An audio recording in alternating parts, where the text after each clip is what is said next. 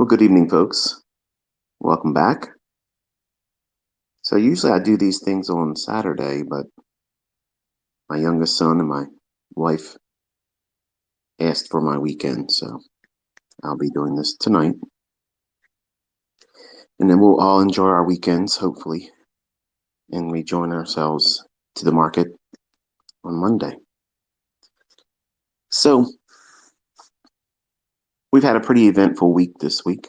We had a non-farm payroll protocol, and much like I've warned every time I talk about, like if I ask a question about when do you set aside a time when you're not trying to be as active or not even trade at all. And one of those weeks for me is non-farm payroll.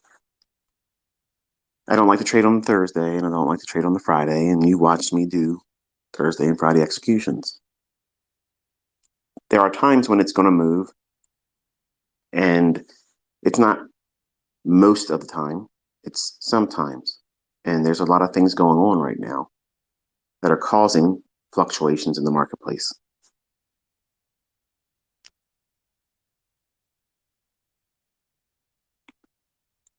Perhaps you noticed today that there was a major bank that's garnered a lot of attention because it's been shut down by the authorities.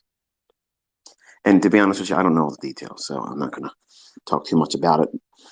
But imagine for a moment that you had money in that bank right now. In fact, what if it was the only bank account that you had your money in?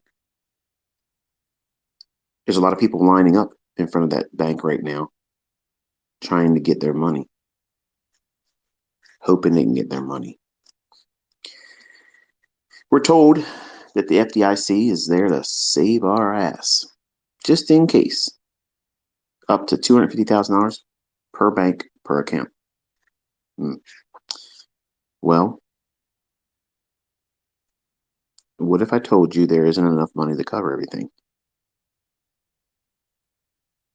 And what if I told you that the FDIC terms state that they could pay up to 100 years before they give you your money back? So that's the fine print, folks.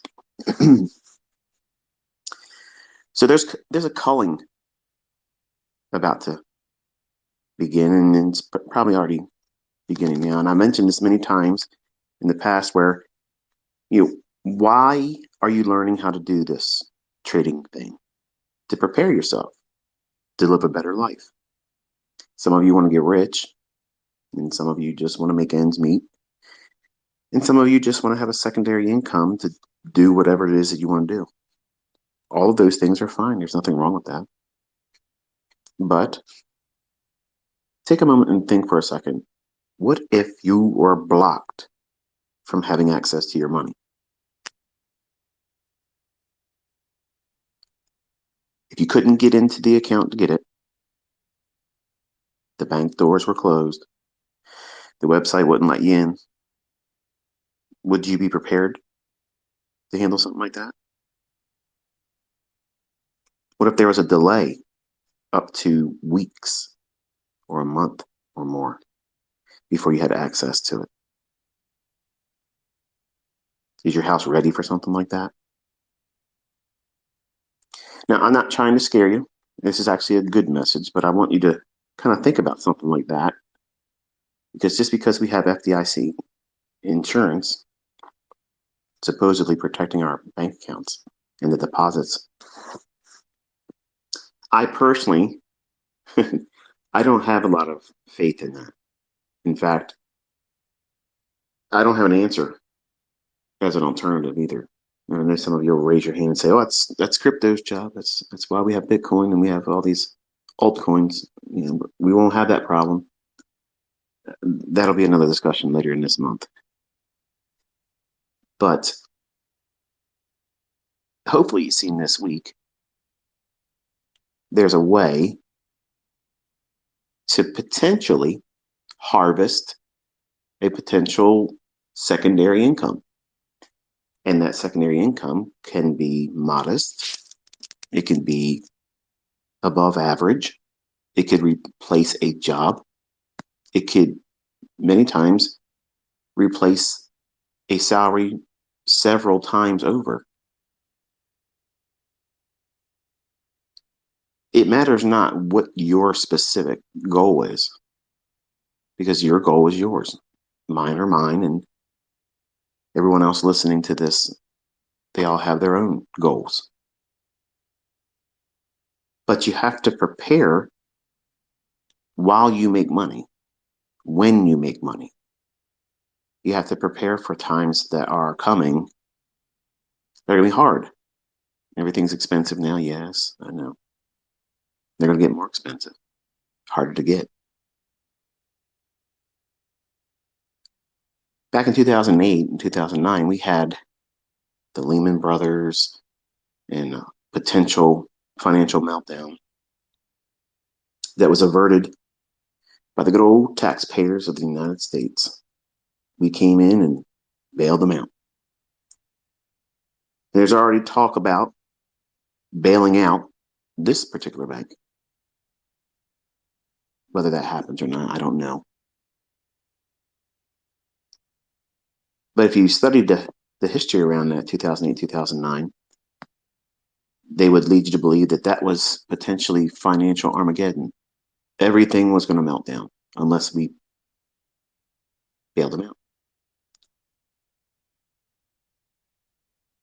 So I want you to be aware that there are things that unfortunately are uncomfortable to talk about. They're not fun, they're not sexy, they're not in vogue. But we're fastly approaching a time when, if you aren't prepared to have the money that you're earning from your trading to be able to take care of things, like how much cash do you have on hand? Most of us have just a debit card or a credit card, and we have money in the bank. But what happens if you can't access it? How would you be able to function? Could you get gas in your car? Could you get groceries, diapers, formula, medicines, and prescriptions? See, we've grown accustomed to thinking that it's always available to us. Have it right now at our fingertips, push a button, it's ours, it's right there. And there's a lot of families right now that are scared because of what's going on with the bank that they have money in. Some of these companies that actually have employees, they may not be getting paid. Imagine that. Imagine that. They have mortgages, families to feed, car notes to pay, insurance payments, everything like you and I. And we're all sitting back chilling right now on a Friday evening, listening to some goober talk about stuff that you probably weren't wanting to talk about. But they are not thinking that sit back and chill. They're very uncomfortable right now, and rightfully so. But my concern is, I'm not panicking. I'm not going to lose sleep over this, but here's my concern. Over the years, whenever I've talked about quote unquote tinfoil hat discussions, the uh, the reminder has always been from me to you as the listener is they will pull something on a Friday going into a weekend.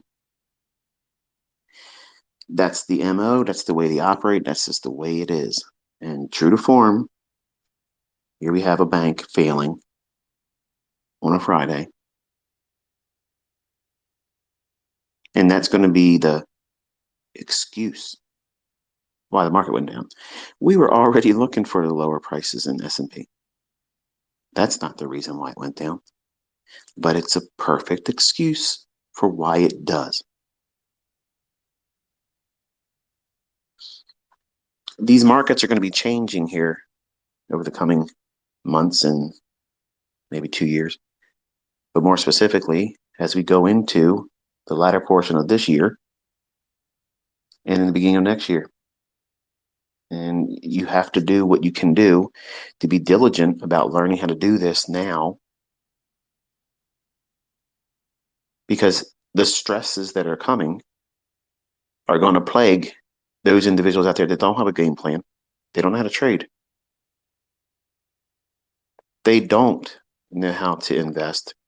They don't know how to control themselves. They don't know what they're looking for in the charts. And you have been witnessing exactly what we look for and how wonderful it is to be informed. So you may not be trading with live funds yet, but you are informed money. You're just not putting it to task yet, but you are informed.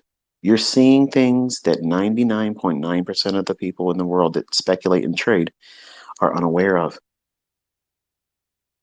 They're looking at things that have no bearing on price and attributing a religion to it that this is what makes price go up. And these same types of speculators, these same types of traders are going to be culled soon. What does cull mean? A reduction, a collection, a gathering with the purposes of removal.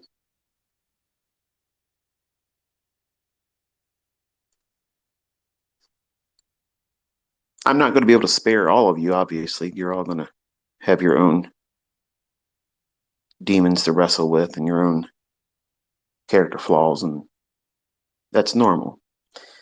But for those that are here this year to put the time and effort into it, you're learning a skill set. As long as there's a market and we have access to it, you'll probably find a way to eat. You'll probably find a way to make ends meet. I promise you this, over the next 24 months, everybody's expectations about pursuing the good life, that's going to be diluted. It's going to be, I'm glad I can make ends meet.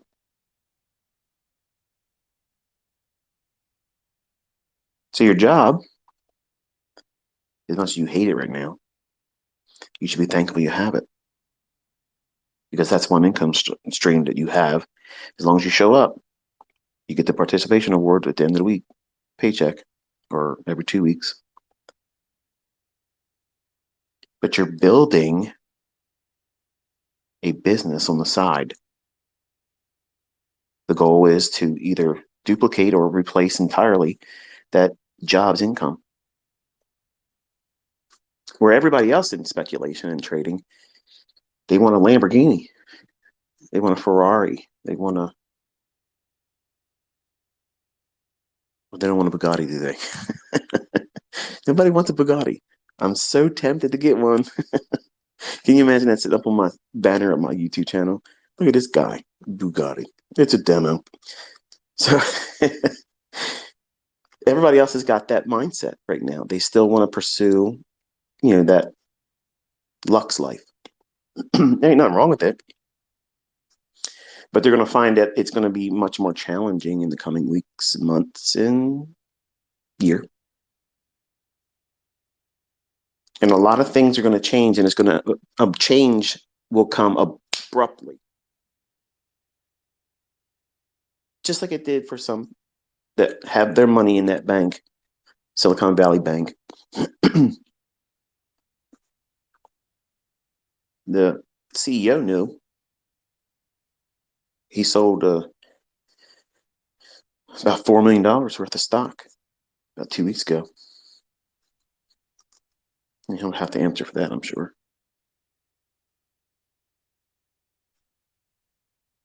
But this culling that's coming is going to remove a whole lot of ignorant, unknowing street money in the markets. It's going to be a bloodbath. They're not going to know what to do. They're going to panic, and they're going to heavily bet just to get themselves out of something. And it's going to parlay something worse, and they're going to lose their money. You're learning how not to do that. You're learning on a market that's very difficult right now, but guess what? It still works. It still works. It works both directions. You can be a buyer and a seller in the same day. You can trade without a bias. You can trade with a bias. You're learning very succinct principles, concepts, times of the day when these things should occur. And you're also seeing evidence to know when it's not there. Well, get out of the trade before it turns on you. Stuff that books don't talk about, things that aren't taught in courses because the average bear doesn't know it. They plow ahead looking for that next setup, that next fill. Give me the buy, give me the sell, give me the stop, give me the target. Don't worry me with all this boring discussion, this psychology stuff. When those candlesticks is a study of psychology, your personal and everyone else trading. You're reading the minds of everybody out there. And you're projecting your hopes and fears into those candlesticks when you're a trader. As a new trader, you're projecting every fear and anxiety it's known to man. It's the end of the world when you're looking at these candlesticks and you're in a live trade. You have no trust, no baseline to feel confident about what it is you're doing.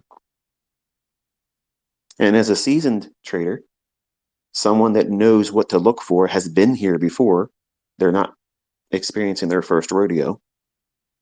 They're familiar with a bull that bucks around and wants to throw them off. That's normal. But a first-time bull rider doesn't feel that way.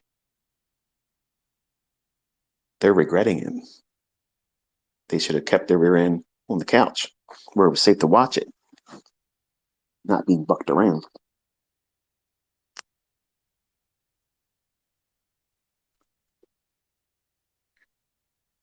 But you're learning. And some of you, I'm pleased to notice, that you have been aware just in the first month how much you have been learning.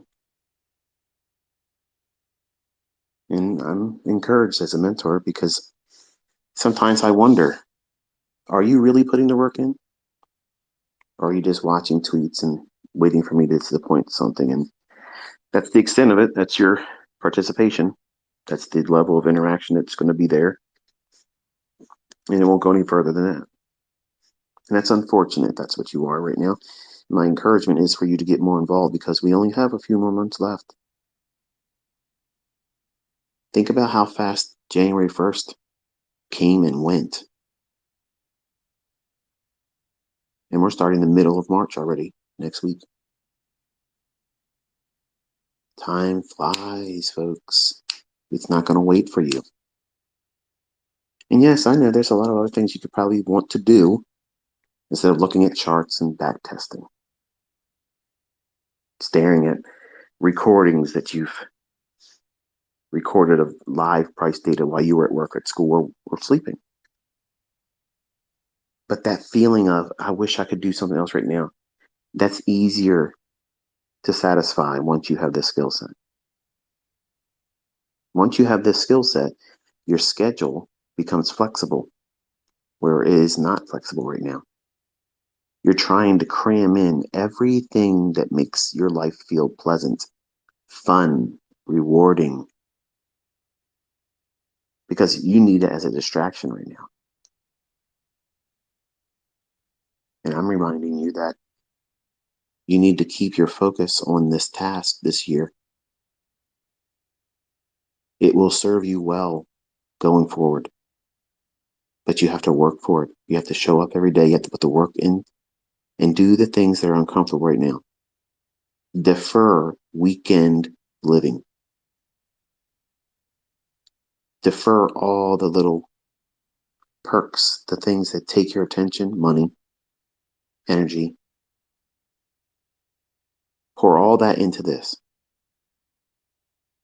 You're making an investment in yourself. And this investment, you can't even imagine how much better it'll be for you once you have it and you're implementing it. When everybody else, when everybody else is getting sacked, made redundant at their job, because that's coming. That's part of the culling as well. This whole thing with COVID the last few years, I told everybody that was in the earshot of me, you're not going to see the real problems that shutting down everything as long as we did. It's all coming home to roost. It just hasn't made its way to your household yet. Some of you it has. For many of you, it hasn't yet. And the best thing you could be doing right now is what you're doing right at this moment. Taking in information. Taking in information that you can take, translate that into a skill, and that skill translate into another income stream.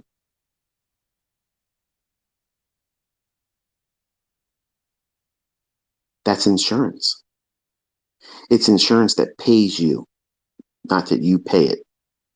And as long as you don't have to use it, you should be thankful. This is insurance that it's going to pay you, pay your children, your spouse, significant other, your family tree. And when everyone else next year is freaking out, panicking, not having enough, you're going to be in a position to have more because you have this skill set. Remember, one contract, one mini contract, put the task 5 handles a day, and you can see how easy that is. Don't be discouraged if you're new and you think that that was a statement that makes you feel inferior. Oh, it just makes me feel bad because you say it's easy and I don't think it's easy yet. It'll be easy by the end of the year. You have to keep showing up. Remember, you didn't swipe a credit card here. There's no PayPal, no Vimeo, no Cash App, nothing. The only thing you're doing is letting me help you by just showing up, taking the information in. There's no ads here.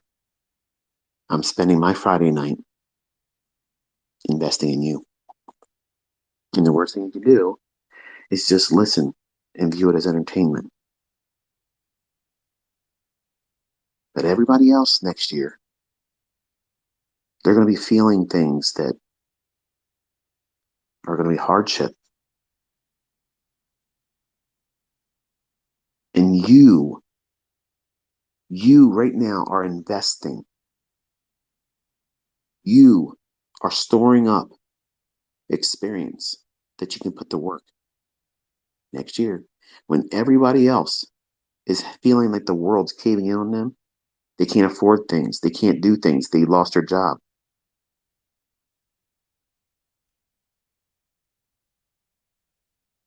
You're going to be in a position where you don't have to feel that way.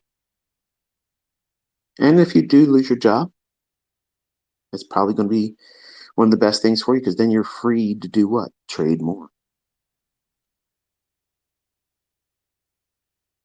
See, your mindset's transforming right now. Some of you faster than others. Before understanding how to do this, it would be terrifying for you to lose your job. For some of you, not all of you, but some of you. What would I do if I lost my job? What would I do? What would my family do? How would we make it? We live paycheck to paycheck. I can't afford it. You're learning a skill set and you've done the math already. Just a little bit. Just a little bit of effort over the span of one trading day replaces your job.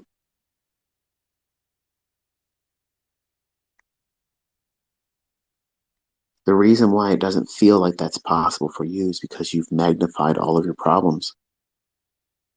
You've elevated every obstacle that you may or may not actually have. Because what if thinking, what if this happens? But what if that happens? What if I fail? What if I don't really learn how to make money before November and ICT stops and I don't know how to do it? You'll have everything at your fingertips. Don't worry. Worrying about how you're going to be in November is irrelevant right now. What happens if you learn how to do it before November? You've worried about nothing that was worth worrying about. Your what if thinking should be, how exciting is it going to be?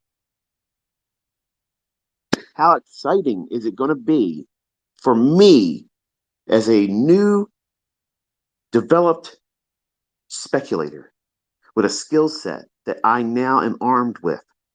And whatever this world throws at me, I'm not limited to whatever my paycheck tells me I'm worth. That's how you should be thinking.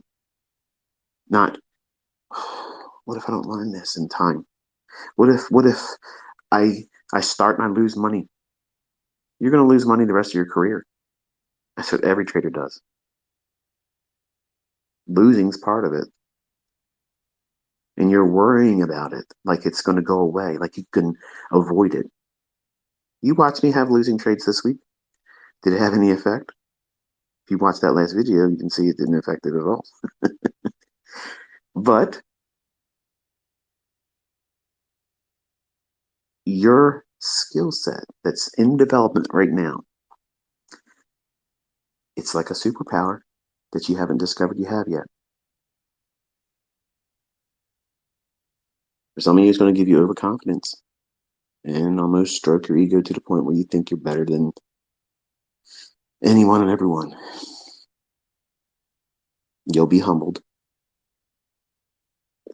And for those that are more balanced, prepared for the responsibilities of having this new superpower. What's the superpower, by the way? What is this superpower? The ability to write your own checks, to go on your own steam,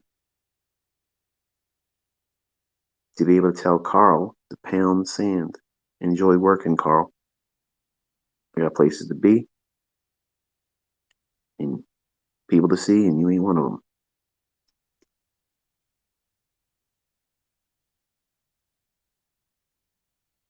So you're going to have a whole lot of things to be thankful for next year. You just don't realize it yet. Your friends and your family right now, probably the ones that told you you're wasting your time, they're going to be very uncomfortable next year. And they may remember that you were doing this, and they may notice that you aren't really living in lack. And they may want to do what you're doing. And you'll probably be in a better position mentally to sit down and help them because you're prepared. Whereas if you were trying to learn how to do it when everything around us is falling apart, when the stress is extremely high, it's very difficult to learn anything in that. So you're all becoming these potential support structures to your friends and family. Once you understand what it is that you're supposed to do, you're a resource. Now, you can choose to live your life not wanting to help anybody else, and that's your prerogative. You can do that. It's not my hope and aim for that for all of you. It's obviously for you to be empowered to not only take care of yourself and your family, but to help anyone else out there that you can raise your hand to help. And you're going to see a whole lot of that opportunity next year, probably before the end of this year.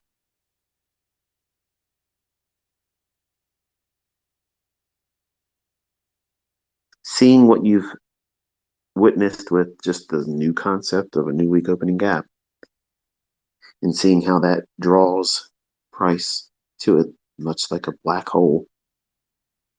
These fluctuations in price, they're not random, folks. They go to levels that make perfect sense. If you understand what that level is about, it's the purpose of it. Why should it go there?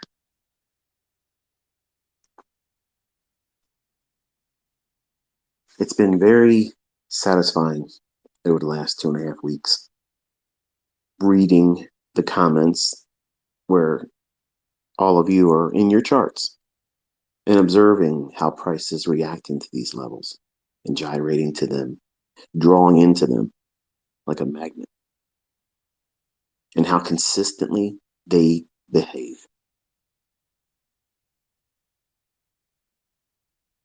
It's been in your charts all this time.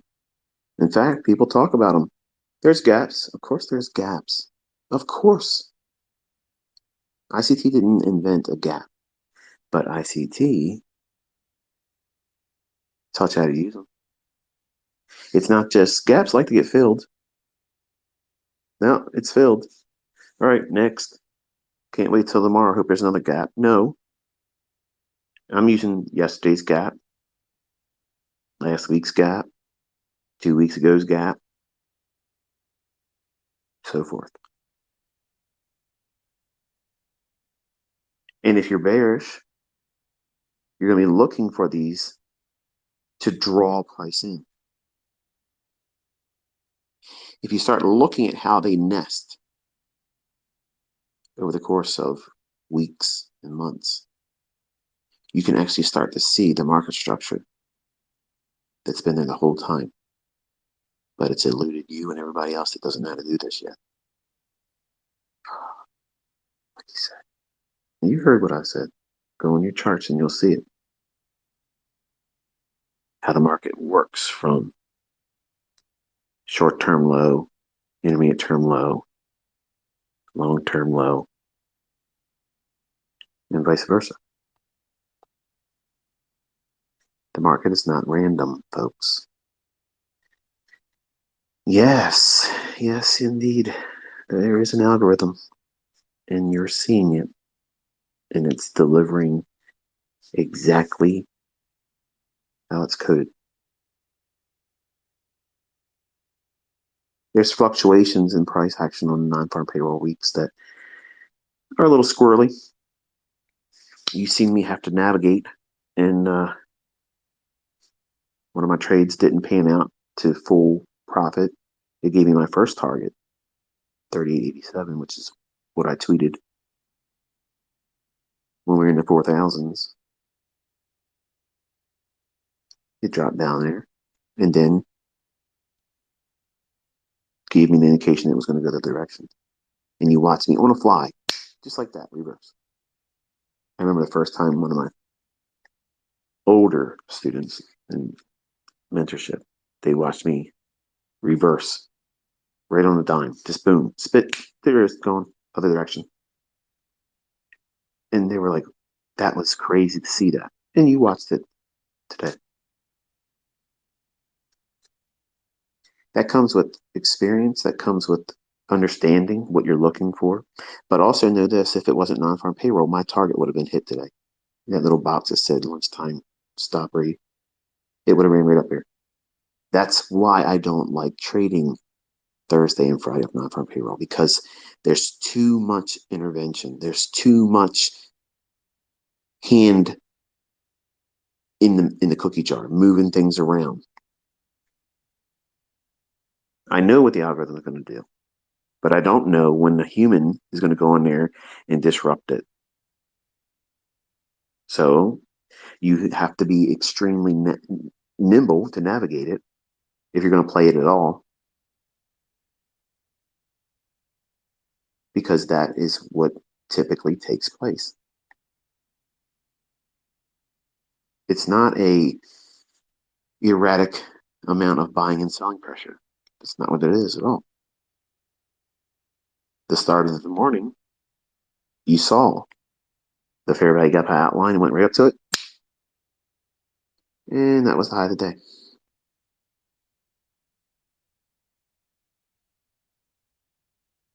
I made allowance for maybe running for another attempt higher.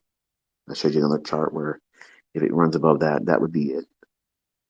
And if I was being honest 100%, if it had gone to that one, I would have called that as the daily high. But it just so happened that the first fair value gap I outlined, that was the high of the day. And the market started going lower, started going lower.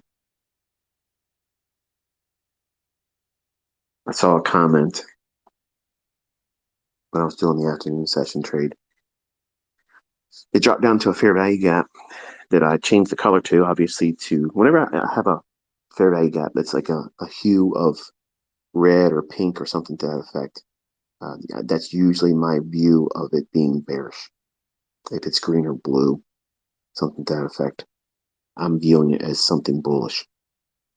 If it's not either one of them, then I'm just waiting for more information. I'm observing it. Uh, my son asked me, was there any reason why my colors are used? And I said, well, I guess subconsciously that's how I internalize it. But I never really actively said anything about it. I think maybe some of you that were more aware and looking at things more critically probably observed that. But I saw the tweet sent to me after I shared the afternoon trades where I sold short as it was inside of a fair value gap. That price was above, it traded down into it, and I went short right there because you're in an area of inefficiency. My expectation was price is going to go lower. So if price is going to go lower, you can trade short in the fair value gap anywhere. As soon as it enters it, it's okay. It's the equivalent of selling short on a sell stop. That's how I internalize it. But I'm trading within a range of that fair value gap. I'm trying to get preferably consequent encroachment, the midpoint of it, because that's like the perfect little area where I don't need to be at the high end of it to be short. And it's not the lowest of the range that makes that fair value gap. So I'm trying to get in there. Anything better than the low of the fair value gap when I'm bearish. And you saw how that performed. It moved outside the fair value gap, went down below, it came back up, and then I added more as it bumped the bottom of the fair value gap. See, that's what real support and resistance should perform like in price. The problem is you aren't ever going to know which line to draw that's correct because it's always going to go through it, not respect it. And that's why look, if it was just as simple as support and resistance, those books would be constantly on the best sellers list. They're not because it's subjective. Whereas if you understand the first 30 minutes of trading, 9:30 to 10 o'clock, I've been intrigued to notice that not one of you has yet noticed this, but it should go in your journal right now. In the first 30 minutes, the fair value gap that I mention every time, that's the one that's critical throughout the rest of the day. Have you noticed that? Oh no, I got to go through that now. I got to go through all my charts and go back and look at those tweets. Yep, it's there.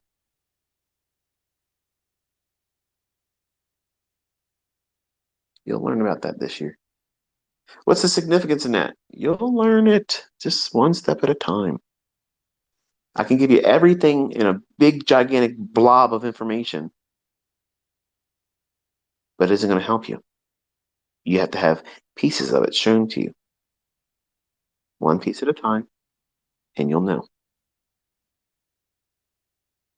Perfect illustration of that is my mentorship students that paid me, and I crammed a decade or so worth of information inside of 1 year, which is that core content that's up on my YouTube channel right now. And people that went through it tapped out early. They couldn't handle it because it takes a lot more effort than they wanted to put in. A lot more things to remember, a lot more things to sort out.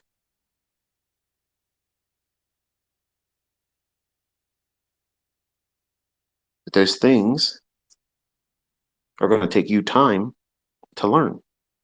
And which ones are you going to use for you? That's what this whole year is about. I'm showing you not the same thing all the time. I'm showing you different approaches to using the things that's already on my YouTube channel, allowing you as the viewer, the trader in the making, to decide, wow, yeah, that makes perfect sense to me. I'm going to use that. Predominantly, and I'm aware of this, and most of everyone else is, too, when it comes to me teaching something new, it's like, that's it. That's the thing. That's the thing I was needing all this time. And for some of you, that might be true. That might be true for some of you. But there are students of mine that I see and I recognize them all the time. No matter what it is I teach, if it's something new, they will invariably say, this is it. This is the panacea. This is the be all end all. This is the silver bullet. And it's just their excitement about learning something new. See, they are perpetual students like my daughter. My daughter wants to be a college student the rest of her life. Like, I don't understand it. But you shouldn't have that mindset, especially as a student of mine. Yes, I guess it is fascinating because I think it's my life's work and it is great. But your job is not to just love everything because ICT talked about it. And I'm thankful that some of you just feel that way. But let's face it, not everybody's going to trade a breaker. Not everybody's going to trade an institutional order flow entry drill. It just isn't going to resonate with them. It doesn't mean it sucks. It doesn't mean that one thing is better than the other. And I get a lot of questions sent to me through TradingView and Twitter. Which PD array is better? In the new one I just saw the other day, it may have been today, I don't know. It's a little bit of a blur in time, but the tweet was, what's more powerful, more significant? A divergence between the NASDAQ and the ES, or ES and the dollar? To which I responded, they're equally efficient. Like, there's no advantage. One of them is enough. If there's both the dollar and an index divergence between the three averages, the Dow, the NASDAQ, and the ES, if one of those fail to confirm lower lows or higher highs, that's enough. It doesn't matter if one is the Dow that diverges, or if it's the NASDAQ, or if it's the ES. As long as one of them diverges and you have a narrative already in mind, then the SMT, it means something. But just because SMT is forming, if you don't know what you're doing, if you don't know where you are in market structure, where you are in time of day, what liquidity is yet to be taken and engaged, or what inefficiency it's aiming for, you can trick yourself just by looking at SMT. But it's funny how when I'm talking about SMT, it's there. Why? Because I'm bringing you the narrative. That's the part I'm lending to you, that experience. Watching price through my eyes. Those old 50-year-old tired eyes. You're learning how to do this incrementally. It's the only way you can learn it. And for some of you, it's not happening fast enough, and you're vocalizing, well, not vocalizing, sharing your frustrations through tweets. And I must say, that's unfortunate because I've asked many times for you not to do that, because number one, the only thing you're doing is reinforcing subconsciously that you're probably going to be unsuccessful, because you're focusing on, you're elevating, you're placing all the emphasis on your shortcomings, and you're doing it in a negative light. Like, you're bringing all the energy and highlight and spotlight on the fact that you can't do it. I saw a student or a viewer, I'm not sure what it is. It could be somebody just trolling, but they said, I hate myself because I can't learn this. Well, that's the worst thing. Apparently, you're not listening. Because if you really feel that way and you felt compelled to type that out and just toss that out there in the abyss, into the ether, what's going to happen? You kept some of that internally. You kept it. You didn't throw it away by just typing it into the internet, sending it into Twitter. You signed it to your soul.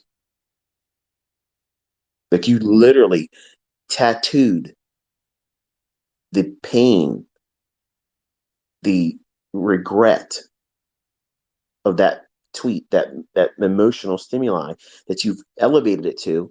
You have retained that internally. And you now have to work through that. And every time you do it, you're building up more callus, more callus. That makes it harder for you to get down to the flexible skin that you have to be as a trader. When you build up all these calluses, which is all emotional and psychologically done to yourself, you lose the elasticity of having healthy skin as a trader. That's why it's important for you to listen to me, so that way you don't get the scar tissue. The scar tissue is not so elastic. It limits you. I've been stabbed in my thigh. When I was a younger man, they tried to take my car off me. And every now and then, if I'm doing certain stretches or whatever, I can still feel that tugging in my thigh because there's scar tissue there. So the same thing applies with you while you're learning how to do this. You don't want to encapsulate a negative feeling about your shortcomings. Don't encapsulate that moment of regret or despair or doubt. Instead, whenever you have that impulse to do that, you need to change the vocabulary.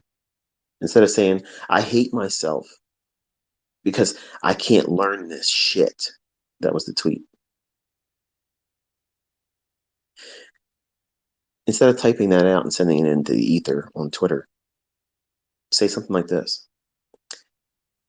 I'm not there yet, but I'm excited that I'm going to absolutely kill it. And I will know exactly how to do this before I ever thought I could. Now, you may not wholeheartedly believe everything you just typed, but your subconscious retained it. You're programming yourself with positive self-talk. It's important, folks. It's absolutely crucial because this game is won between the ears. It's not won with the clicking of your mouse. Because long before you press that button on your mouse, there's a war going on between those two temples of yours. That gray matter, that 7-pound universe that's inside your skull,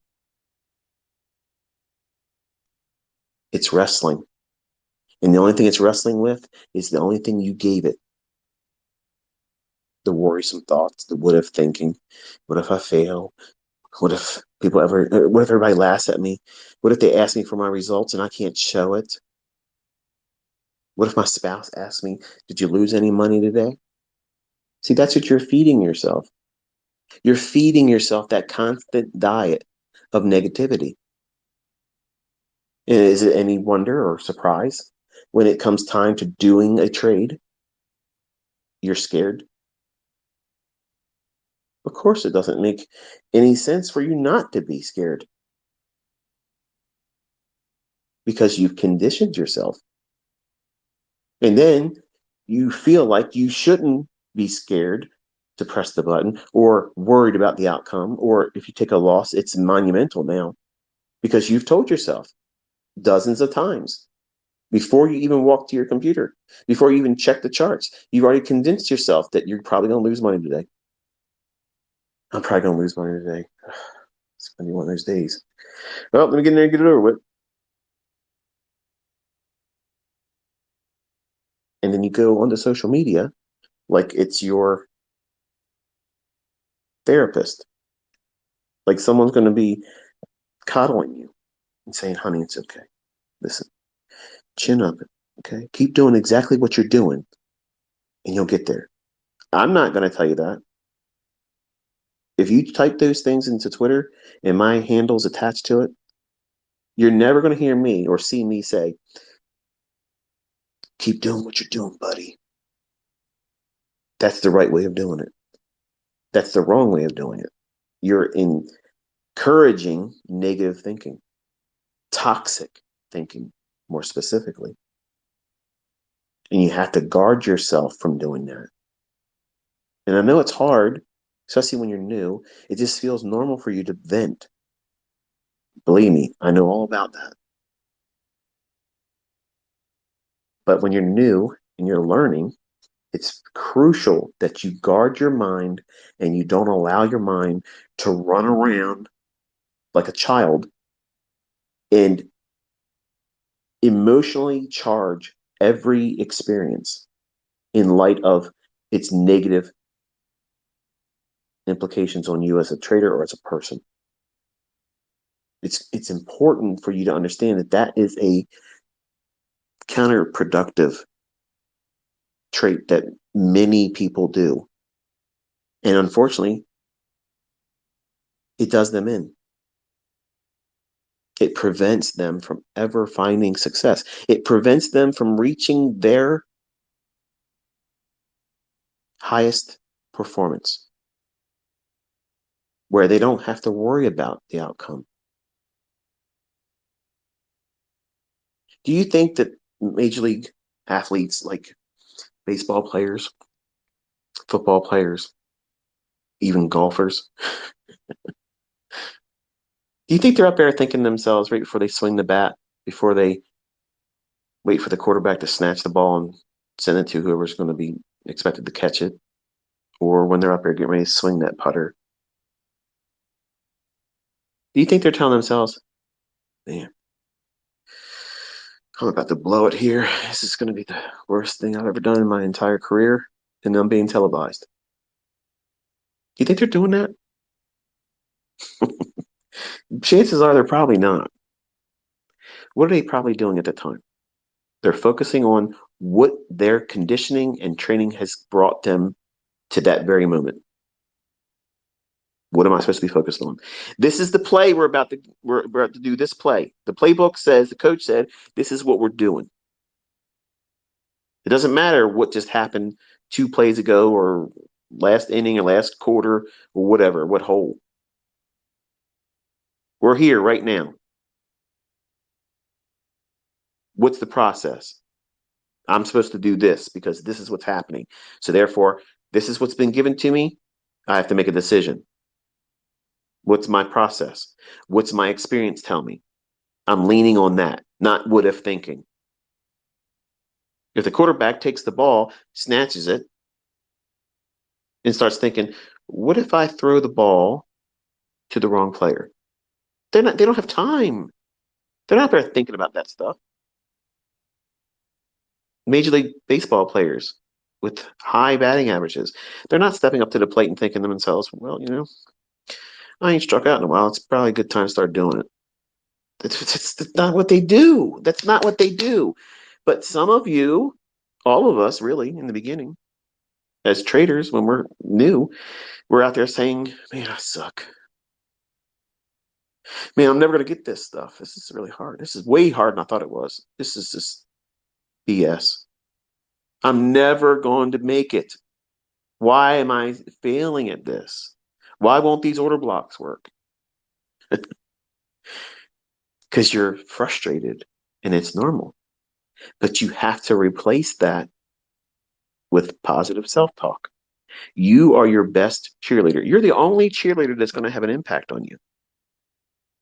Yes, that's the truth. Because yes, you can go out there and lie on social media and pretend to be something you're not. Or you can share something you got lucky with and wait for other people to like the comment on it and say, wow, you're the GOAT. And the only thing that's doing is what? It's stroking your ego when you know you're not going to be able to replicate that again. It's just an aberration right now. It just happened. And you know it, but you want to feel good So you toss it up to the abyss, into the ether on Twitter, on Instagram. So that way someone will see you and they'll pat you on the back. And that's a false sense of security. That's a false sense of security. That's a false sense of accomplishment. So it goes both ways. You shouldn't talk to yourself in a negative light when you don't do well, because your subconscious is so powerful. It's absolutely crucial that you feed it the right things. If you constantly give it negativity, it's going to show up and it's going to present what you fed it. You're going to get in, you're going to get out of it what you put into it. If you're constantly feeding yourself negativity, highly critical of yourself, doubting yourself, when it comes time to do something in trading, in anything, you're going to second guess, you're going to doubt, you're going to procrastinate. And even when you do make a move, you won't be doing it with confidence, because you're going to expect what? What your subconscious already told you is going to happen. You're going to fail. And here you are doing it over and over again, expecting something different to happen. That must be the epiphany ICT is talking about. I'm looking for this thing to happen. You're never going to have it happen when you're doing that.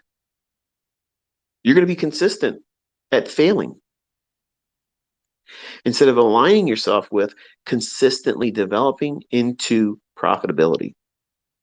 And you can't reach profitability if you're constantly feeding yourself negative self-doubting thoughts or highly critical thoughts of yourself, lacing it with, I'm such a screw up. I really blew it this time.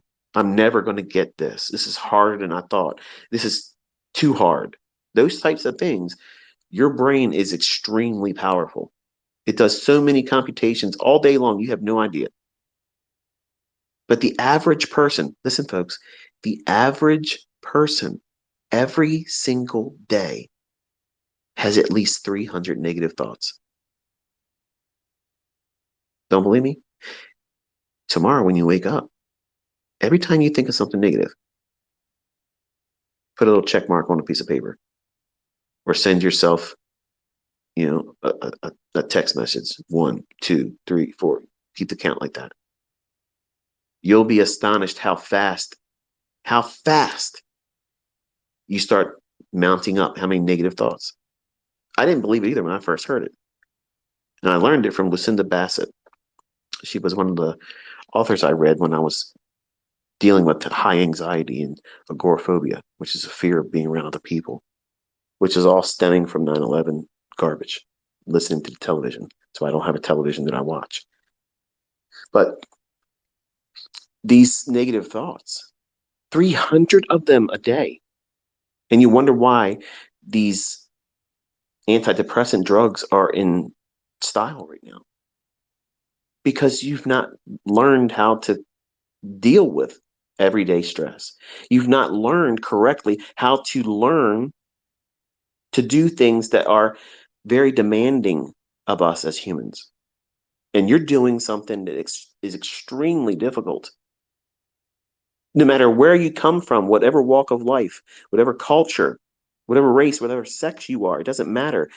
This is one of the hardest things that you as a human being will ever endeavor to do, because it's so easy to psych yourself out. I'm convinced that 80% of people that fail, they've talked themselves into failure, either subconsciously or blatantly.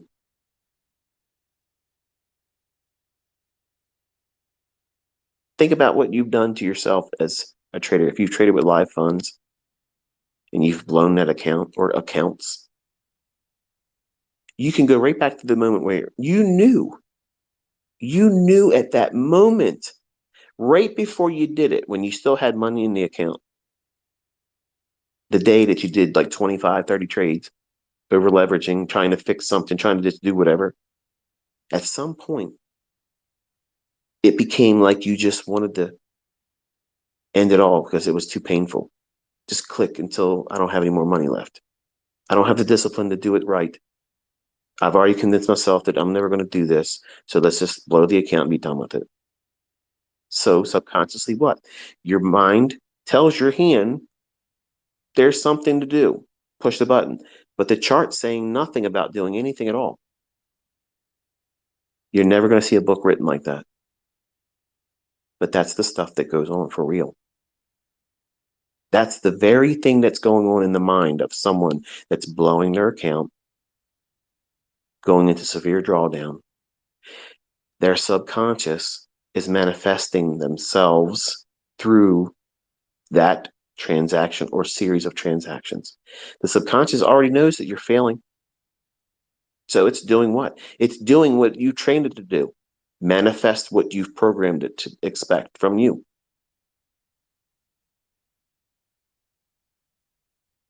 But when the money's gone and the account's blown, you have this sudden feeling of regret that you didn't have before you were pressing the button. You didn't have any regrets. You were going right in there, pressing and pressing and pressing and pressing because you had a task. You had a goal and you hit it. Well done.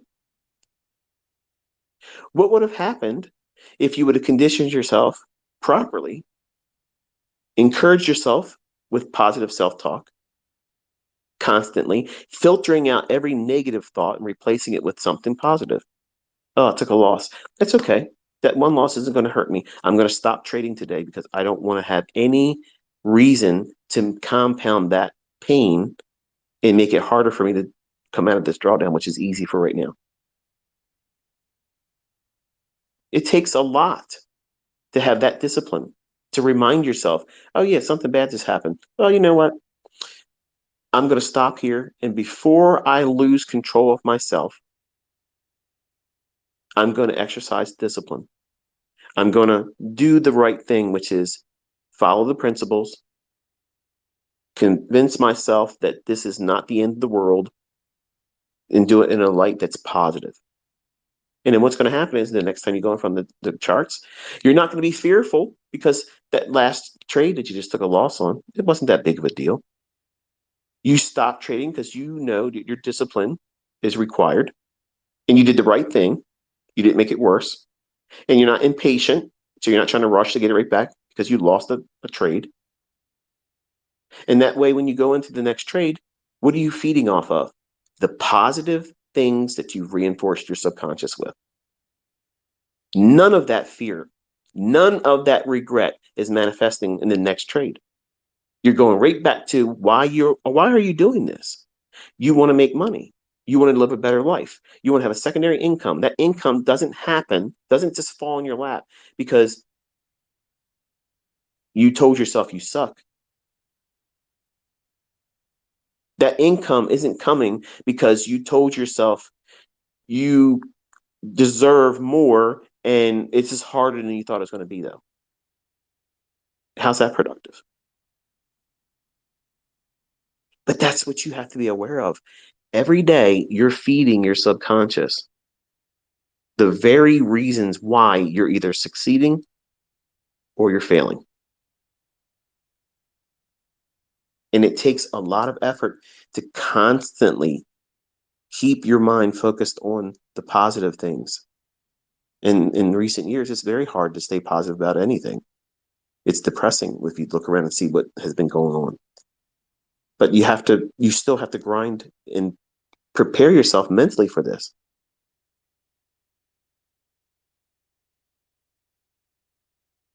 No one's going to do it for you.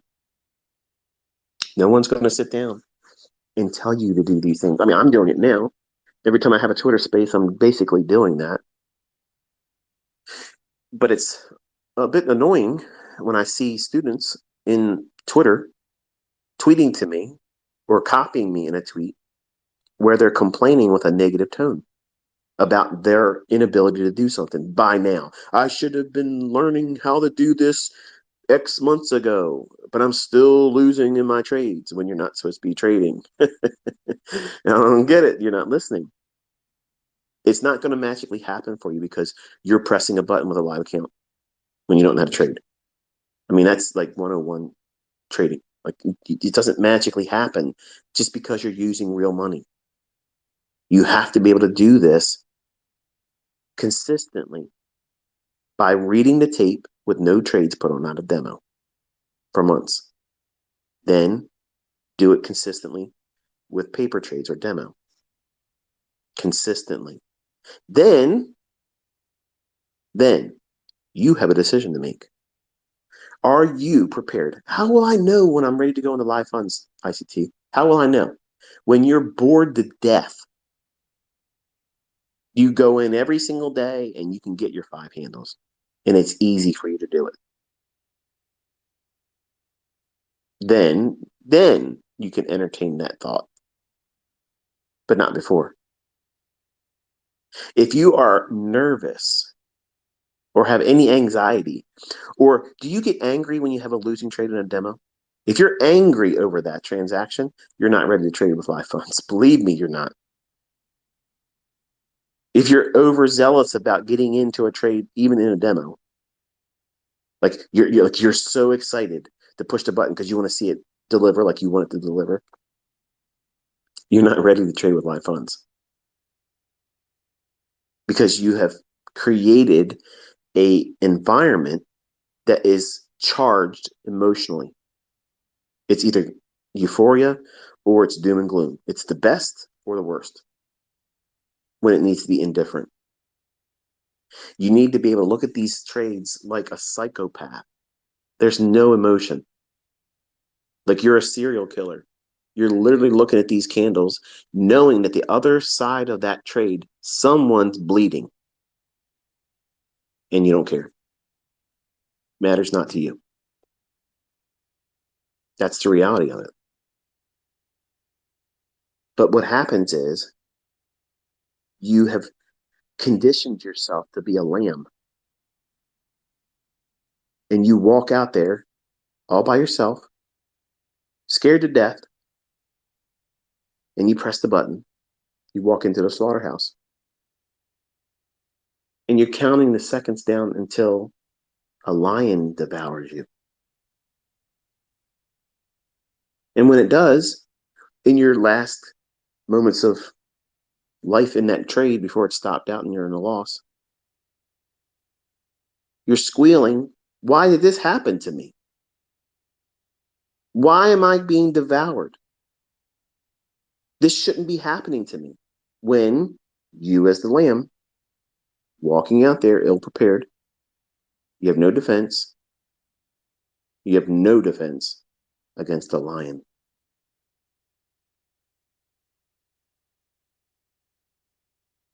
And you're wondering why that happens in your trading. Because you're ill equipped. You're going into a slaughterhouse every single time you enter these markets. I'm going in it, you're going in it, we're all going in it. But some of us are walking out of there the same way we went in, but we're taking a pound of flesh with us. We're not leaving a pound of flesh or more in there. We know our way in and our way out. We know when the lions are on the prowl and wanting to eat. We don't want to go in there then. But that's exactly what the retail traders want to do. Non-farm payroll, it's got a lot of movement. That's where all the volatility is. That's what we got to do. And I'm really, really working hard not to go off the rails. Twice now, almost went there. Get me going the crazy train. All aboard.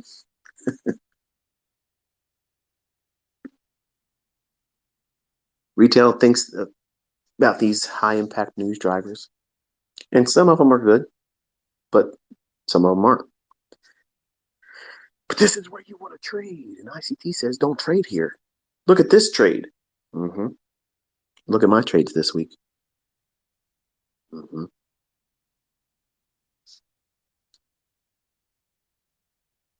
You have to know what you're doing. You have to know how to think. And you have to guard your mind. You can't just walk out there and expect whatever happens is going to be detrimental to me and it's going to end me. And, that's just, this is the way you got to just get your experience. Get out here and just get beat up. No, that's not, that's not how it is. If you listen to me, you will have experiences where it doesn't pan out for you. That's fine. That's normal. But you'll have more experiences where it does pan out in your favor, which allows you to do what? Spend more time doing it without being frustrated to the point where you give up, which is what 90% of people do. That's what I try to do as a mentor. I'm placing your attention in the charts at the moments that the things that I like personally, and I believe is going to pan out, it allows you to see it there. Whereas you may not have noticed it or expected it happening. And it looks like, oh, look at that move here. That would have been cool for me to see that coming. Well, now you have someone telling you when those things are happening. So that way you can go in, study it, observe it, and see what it's doing when it does it. While you're doing that, you are talking to yourself like you saw that coming. So you're borrowing my experience. You're watching real time price action, moves that are happening consistently day by day. And then you're telling yourself through your journal in your own words, this is what I expected. You're talking to your subconscious by doing that. It feels weird when you first start doing it. It feels like, what am I doing? Just do it. I promise you, just do it. If any of you ever meditated, one of the things and functions that you do, with your mind while you're meditating is you're constantly giving yourself positive reassurance. There is no emergency. I'm home right now in my own body where I'm at right now. I'm in need of doing nothing and I'm in need of nothing. There is no emergency. I am comfortable in my body right now. I'm comfortable in my present state right now. My mind is at ease. I'm anxious for nothing. My body is strong. My body is healthy. My body's at rest. And this is peaceful to me. You go through a period in your day a couple times like that. Just go to a quiet place and maybe a place in your home. At work, you may need to go to your car. You have breaks. Do that. It makes things a whole lot better. Instead of going out there and smoking your cigarettes, condition yourself mentally like that and manage everything. You manage your blood sugar, your cortisol, your adrenaline, all those things that's many times probably causing you to want to go out there and get a smoke break. And your health will improve, your ability to maintain focus and manage the stress that everybody has every day. And some of you have never really felt stress yet until you start trading with live money. And it may not even be a lot of money, but the fact that you have money at risk, it's going to feel a lot more significant than it really is. I mean, let's be fair.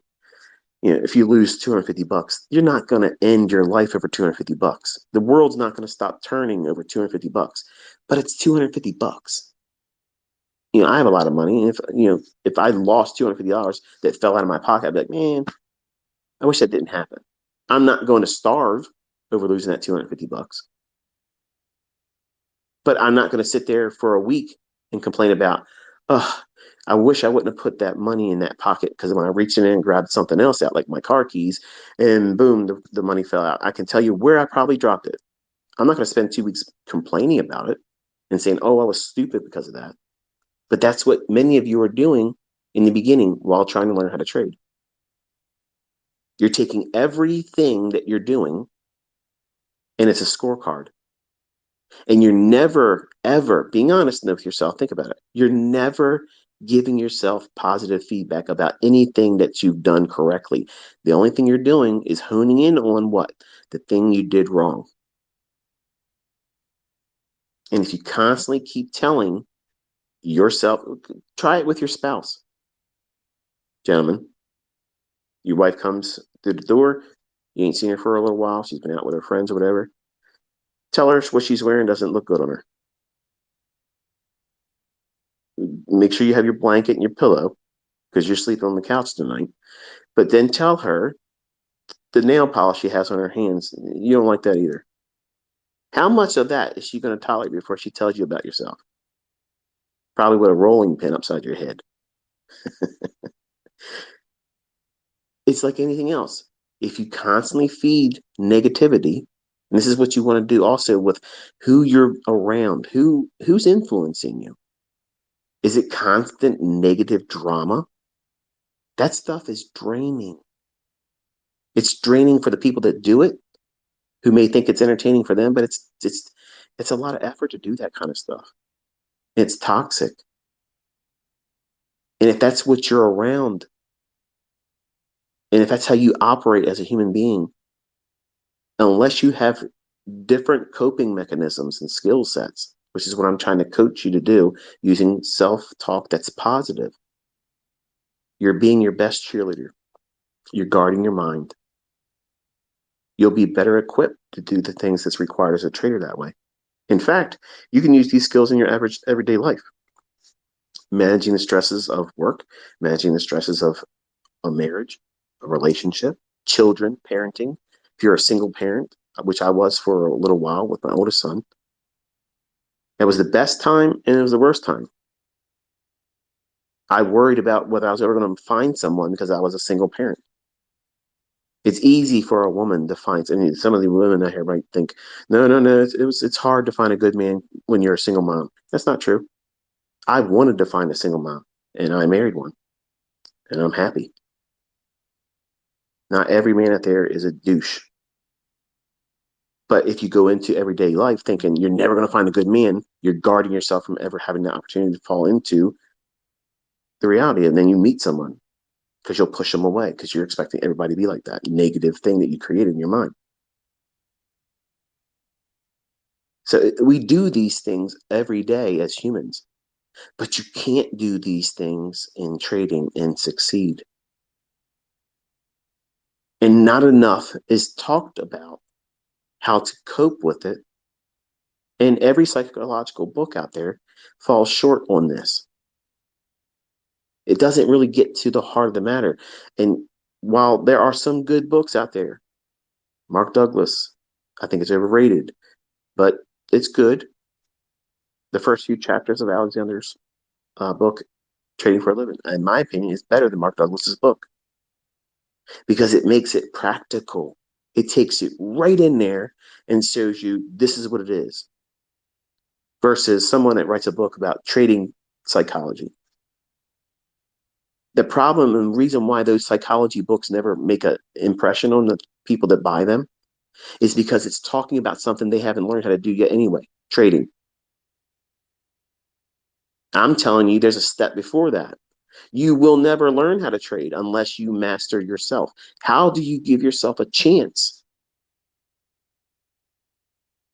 You have to give yourself a chance. You have to be willing to put yourself through a process of removing negativity, filtering negativity, and rewarding yourself and with finding everything that you've ever done in your development, finding that silver lining in it because you have to cheerlead yourself.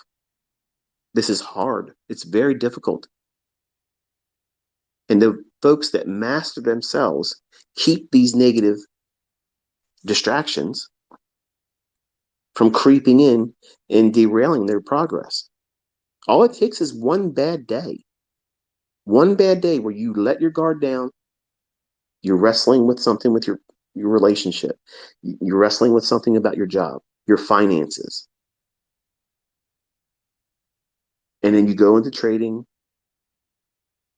thinking it's Rocky theme playing. There's a montage going on right now. You're playing in your earbuds every comeback song that ever came across the TV movies or whatever it is, and you're in that. You're the main character now, and you're going into the market to prove something. It's a vendetta. You're going to go out there and you're going to exact revenge on Carl. Carl's not on the other side of your trade. Carl's still at the desk at work, trying to get employee of the month again. But you're in there trying to do something, fantasizing, ill prepared, going in with the wrong mindset, expecting an experience to replace something that's going on in your personal life. Drama, heartache, loneliness, brokenness. And I'm promising you this. I'm promising you, if you trade like that, where you have to have a transaction that replaces anger, resentment, someone broke up with you, a job fired you, your children are doing things, unruly, and they're making bad decisions, and you can't do it because they're young adults. I've been there. Going through a divorce. You lost a loved one. Midlife crisis. I had one. I bought a motorcycle and regretted it. Still regret it. But those things, I promise you, if you go in to any trade and the real root cause for you pushing that button is any one of those things, you're doomed. You're doomed. You might get lucky and you might win. But here's what's going to happen. As soon as you win, 10 minutes, maybe 20, if it even lasts that long, it's not going to satisfy you. You're still going to have that heartache, that woman that walked out on you, that now you feel like you got to do like ICT thought he was going to do when he was 20-year old. I'm going to win her back. I'm going to make a lot of money. I'm going to win her back with a lot of money. It doesn't work like that. I'll show my boss I don't need him. I'm going to go over leverage this account because I'll feel good. And if you win, as soon as you do it and the trade closes in profit, you're going to peacock around like I was doing today, teasing my wife. When I say that, I'm just walking around there gloating. She doesn't care. But today, when you see these movements in the marketplace, that's not typical of non-farm. So I want you to make sure you have that in your notes. But when you have these moments where you go into the marketplace yourself and you win under the context that you went in needing stimuli to make you feel significant, to make you feel better, to coddle you emotionally, to replace this emptiness that the real world outside those candlesticks is putting on you, that everybody else endures too. But you're at a breaking point and you just need a release. You need to be able to feel good about something. And if it happens and it works in your favor, that is going to be the shortest lived satisfaction ever. Because it can't compete with the things that you're bringing into trading. How are you gonna take that winning trade that you over leveraged? I don't care if you made $20,000. That win is only going to feel good for so much time. And when it really hits you that you lost your wife, you lost your husband, and you're lonely, you lost a child, maybe it passed away, maybe you had a miscarriage. We've been there. We know that pain. It sucks. But that win, it won't counter that level of ache. So don't go into trading with it. You can't fix those things with trades. Winning trades don't fix those things. A process, a model, sound risk management, impeccable money management. Those things deliver wins. And those wins need to be collected without any emotion. Okay, I made another $1,000 today. Okay, I made another $500 this trade. Okay, I made $20,000 this month. Okay, you're not getting excited. It is just simply your job. I mean, when you get your paycheck, maybe some of you got paid today. Did you open up the envelope? On the stub that you got said that your direct deposit says this is the amount of money you got. Did you think, woo, look at that, baby. Look at that. Honey, look at that. Did you go around parading around your wife or husband? How about you high five your kids? Look at this. I got another one of those things I got last week. Look at this. Look at that right there. You see what they gave me? I went there for 40 hours. They gave me that. Like it's something different. You're not parading around with that. That's not an accomplishment. It's just what you expect to do when you go to work. It's a participation award, right? Well, every one of your trades, your win needs to be simply that. It's a participation award. It was expected. This is what you expect to happen. You're not surprised. It's just the way it is. Okay. You don't want to emotionally charge it. It's not a big deal. It's nothing to be afraid of. It's nothing to really celebrate. You celebrate at the end of the year. You celebrate at the end of the year. This is how much I get to have to pay taxes on. Woo! I love it. That's it. That's the way it works. You do not champion a winning trade and you don't regret and just go into depression over a losing trade. You're indifferent. It's just business. It's all it is. It's just business.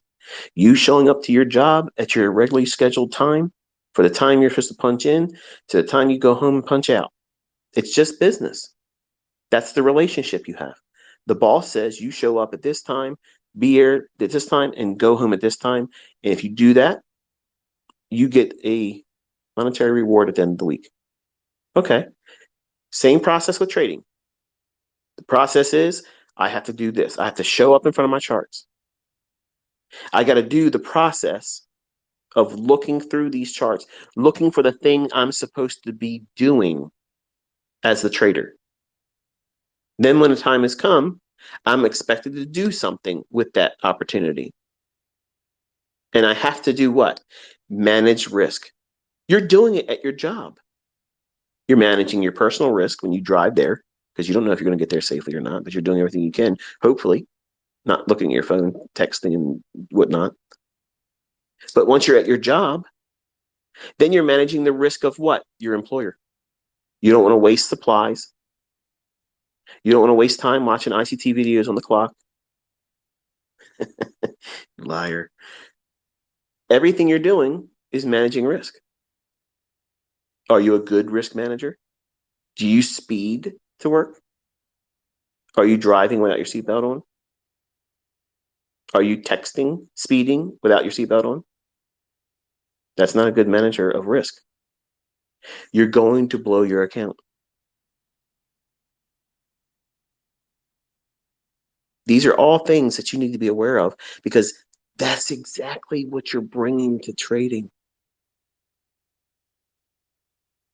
That's exactly what next year, when everybody's having a hard time, and that culling of the ill-informed street money traders, they're going to be cast out like lepers. This market is going to be harsh to them, but it's not going to be harsh to you because you're learning, you're being forged in the fires of difficult trading environments right now. These are hard markets and you're being forged in these fires. You're being prepared. Your steel is being forged in this. You're being battle ready. You're being battle prepared. You're getting all of your armor right now, and you're learning how to use your weapons in a safe environment where nothing can happen to you right now. Nothing can hurt you. It's all upside. It's all advantageous. It's not any weaknesses. This is proper training. This is the right way to do it. And when it comes time for you to be involved in actual trading, whether it be through a funded account or live trading, you will be at the highest point of readiness any trader would be reasonably expected to have. Because it all changes when there's real money involved. That's the part that I can't take you to that. Everybody's going to experience that on a different level. It might be extremely stressful for you. Others to be like, this is way easier than I thought it was. This is fun. But some of you will be thinking, I'm terrified. I can't afford to lose. And you'll have a new learning to go through. But you'll at least be trained properly before you get to that point, which is important. Books and courses don't take you there because it takes time, and they don't want to lose the subscription fees, the membership fees.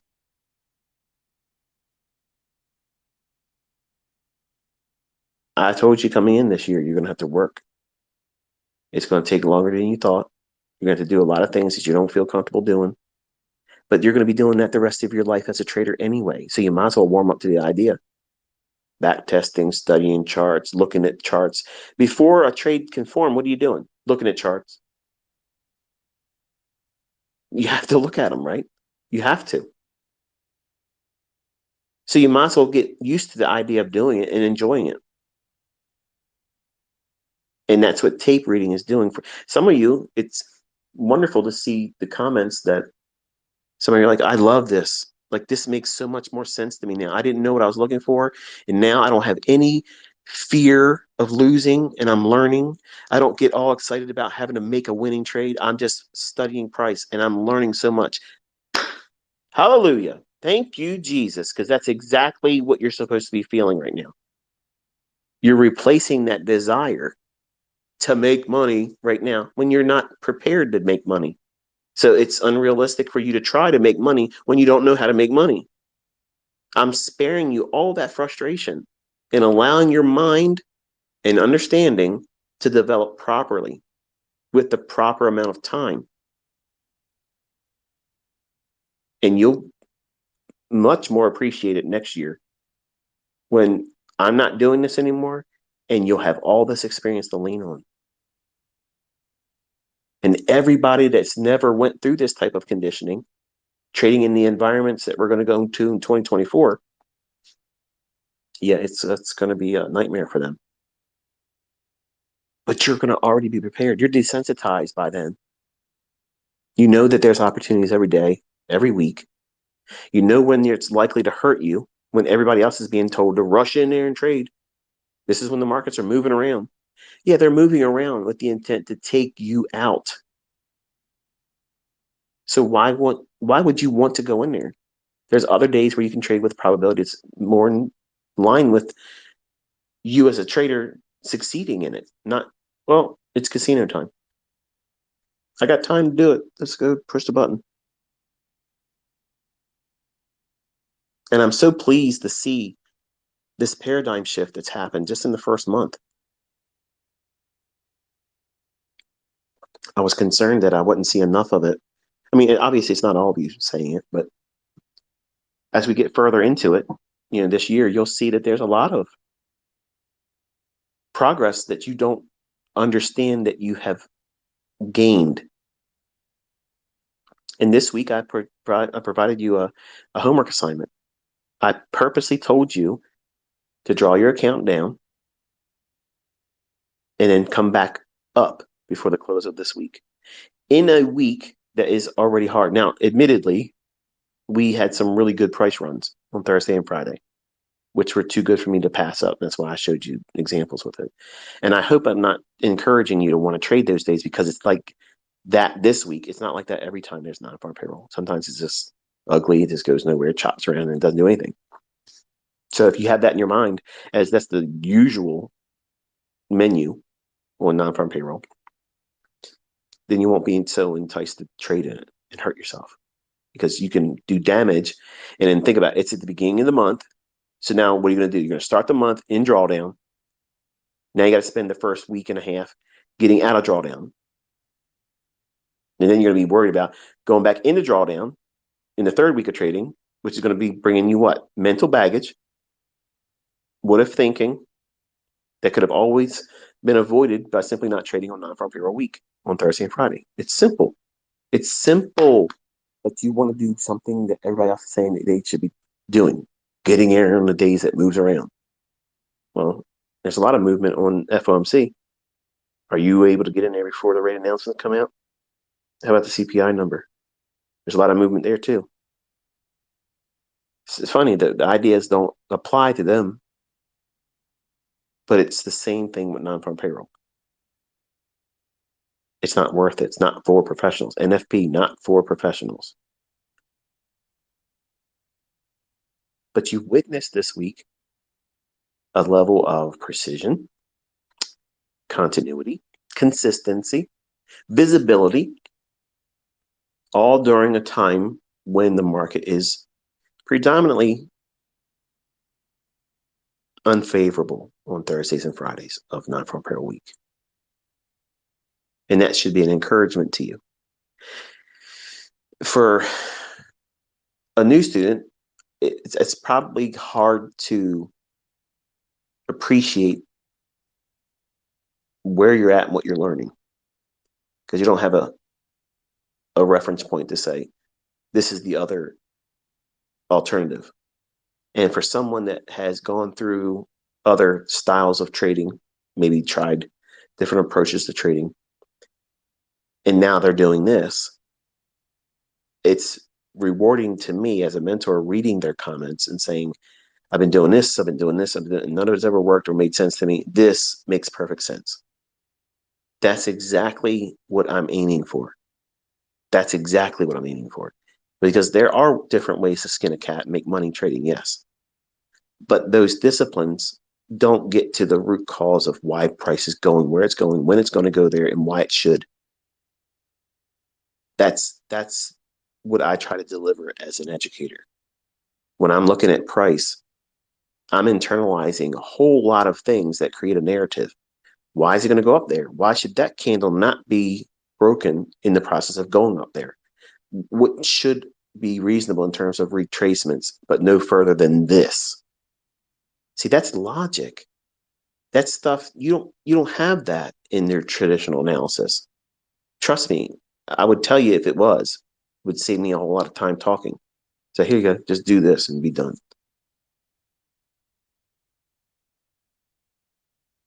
But it's been 1 month, and we have been watching live price action.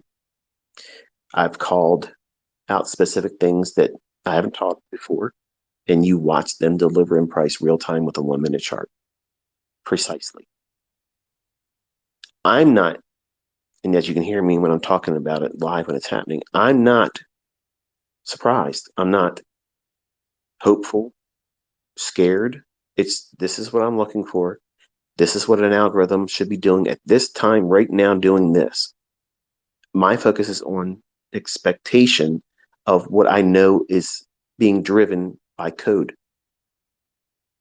I'm not worrying about wrong or right. I'm telling you, at this moment, in this instance right now, what the chart has shown right here, this is what we expect to see. And man, is it satisfying to see people say, what? That just happened. Exactly. That's where my satisfaction comes from. I'm not looking at the charts and saying, wow, it still works. That doesn't happen. What I get my high off of is you all experiencing, because I remember exactly what it felt like. And I live vicariously through all of my students new discoveries, seeing something that I've grown bored of seeing. In that moment of astonishment where the veil's pulled back and you finally see what this market really is, and you all watch it in your charts real time. I often, many times, think to myself, that's when I'm usually putting a little smiley face tweet out, because I know you're looking at the chart probably with your corners of your mouth turned up too, and a smirk or a smile, because damn it, it happened again. There it is. It just happened again. It's not random, right? And that's exactly like I'm in the room with you. Like I'm watching that chart just like you are. And the same thing that you're experiencing, and you're smiling, thinking, man, this is not random. This is predictable things that I can see. He taught this. He pointed this very thing out, and it's going right there. And then as soon as it does, I already have a well-written tweet with an image that's already pre-selected. All I'm doing is waiting for time and price to meet. I don't have the time to type all that stuff out right when it hits there. I'm doing it in advance because I know what's about to happen. It's what I've told you what's going to happen. And then as soon as it happens, the tweet hits.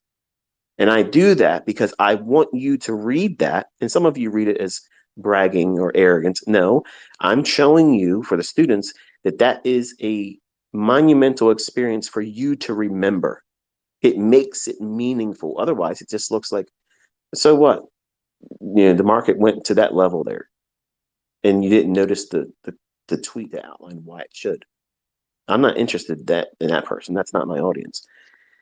My audience is the folks that are looking at my tweets, actively engaging their own charts, going to that specific candle and saying, okay, he said this, now I'm watching it. How does it behave? And then what is he saying we're looking for? Buy side or sell side? That gives you what? Bias. So when it starts gravitating towards it, I'm typing up a tweet that says 388.7 booked, and some kind of emoji to make everybody laugh or smile or whatever.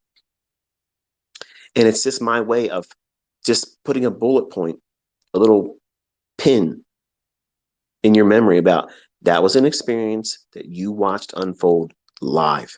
You knew it was happening beforehand.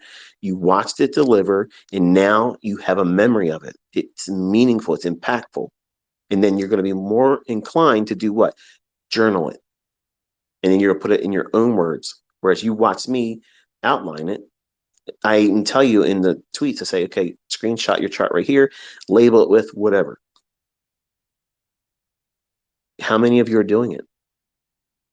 I would venture to say it's probably a good number of you that aren't doing it, and you're missing the opportunity to grow, to learn how to do this independently, because you're going to basically be mimicking what I do. That's the only copycat stuff that I think is worthwhile, not copy every model that I try to trade with. I mean, I could trade with all of them, but I have ones that I favor over others. This is my personal preference. It doesn't mean that the other ones are not as good. It just means I like these specific ones. And what is that? It's a second stage distribution in a sell model, and a second stage accumulation or reaccumulation in a buy model.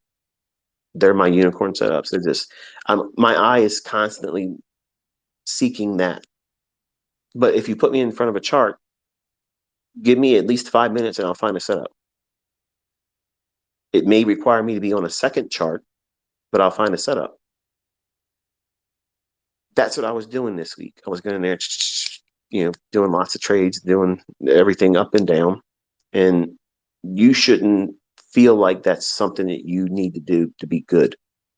Being good is not what you're doing here. You're being consistent, eventually working towards profitability that's consistently profitable. That's your goal here. And your first rung objective is 5 handles. 5 handles in the ES. We've already narrowed your focus down to one market. Even if you're kicking and screaming saying, I don't want to do ES. I don't want to trade that. I want to trade euro dollar. Okay. What did euro dollar do today? Took a long time before I got started, didn't it?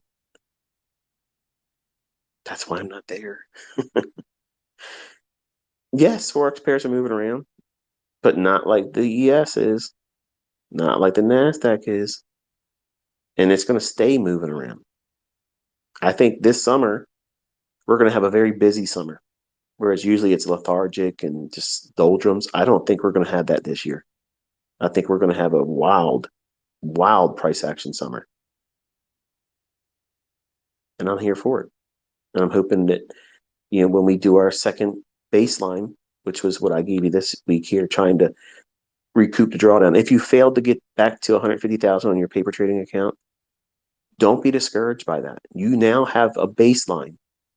This is what you understood right now this week. This is what you were able to do in this week. Months from now, about halfway through between when we started in February and in November, I'll tell you, we're going to do another week of that. It's a second baseline. I'm going to tell you, drop your account down $3,000 and then spend the rest of the week trying to get it back. You're going to see, even if you fail the second time, it's still going to be a lot easier than it was this time. And the one I do in November, you're going to probably ace it. And then that's a wonderful skill set to have, because you're going to lose. You're going to have losing trades. Your account's going to experience drawdown. It happens to the best of us. You can't avoid that. Okay, you can't. If you're pressing the button and you're trading, it's going to come. How you deal with that as a losing trader in that one transaction or series of transactions, that determines how you're going to spend your career, whether it be in longevity or it's going to be short and abrupt. And for whatever reason, most traders are not interested in these topics, but this is the stuff that you need to know, because you can't survive in this industry without knowing it. You have to have your mindset correctly aligned with what it is you're doing and avoiding things that are going to invite your failure. And it comes with boring discussions and uncomfortable discussions.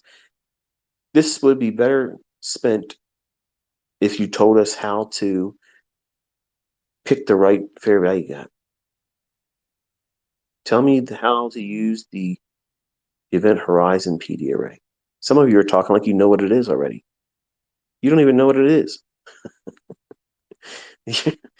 I appreciate and love your enthusiasm, but you need to dial it back. You have no idea what you're doing. Nobody knows what an event horizon PD array is. Nobody does. I haven't taught it. Okay. Nobody knows what it is. Nobody in my private mentorship knows what it is. They're all waiting just like you are. But you're all out there posting charts and like you see it. Don't do that. Be genuine. If you don't know what it is, you had no business referring to it in your chart. It's disingenuous.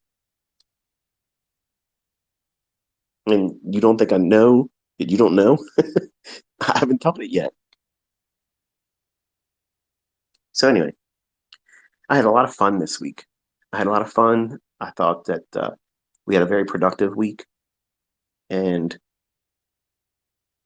it looks like things are heating up. The markets are really moving around good. So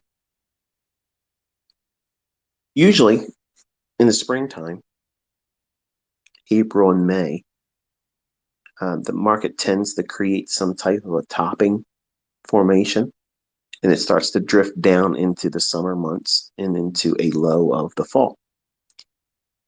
This recent drop this week, once we went up into that daily chart, SIBI for ES, this was a little bit more energetic. I think the word's appropriate for that here. And we're in March. So we might be in store for, well, it could be a lot of things. But based on what I'm seeing in the charts right now, there's a lot of folks out there, a lot of the old dinosaurs, older than me, that use some really archaic retail stuff in their analysis and whatnot. Some of them are saying that we're just going to go sideways for a long, long time. And I don't see that. Like, I don't see that at all.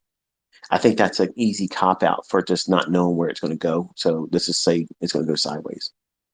And no matter what it does, as long as it's not crashing or going parabolic to the upside, they can keep drawing a range that's just wider and say, look, it's in consolidation. I'm going to tell you what I think. Okay. And I'm going to tell you the reasons why. And then I'm going to close this and go have my 2 scoops of ice cream, Haagen-Dazs, and then cowboy up. So obviously, there's a lot of things going on in the world with Taiwan, China, um, going on with Ukraine, and a lot of just saber rattling. There's, a major financial institution that just got shut down today.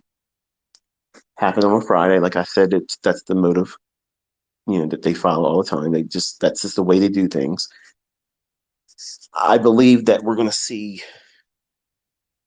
a lot of turmoil globally, not just in one country. I think it's going to happen everywhere.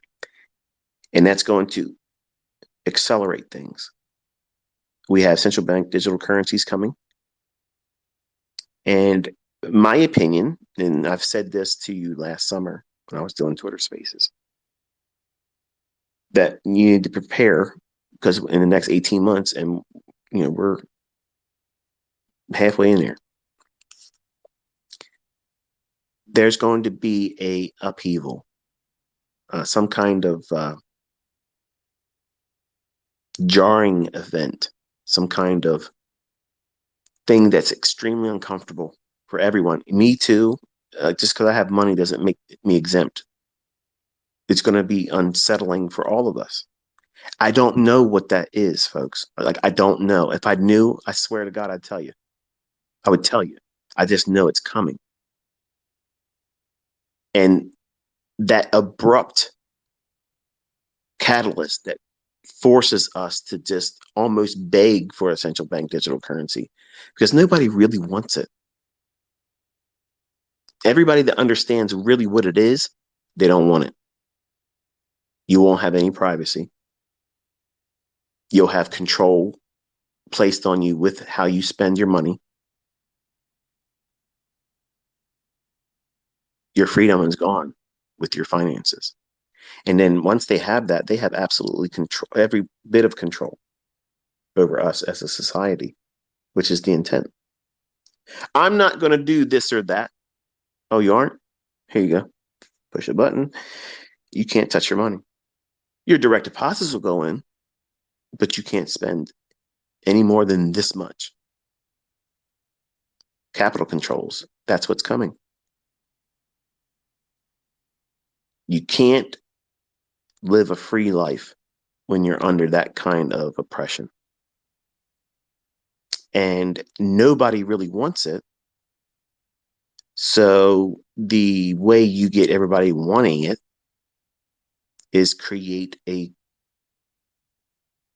reason that this is the only solution that makes sense. So, and people will be begging for it, cheering for it. Yeah, give it to us. Bail us out. Give it. This is their way to fix it.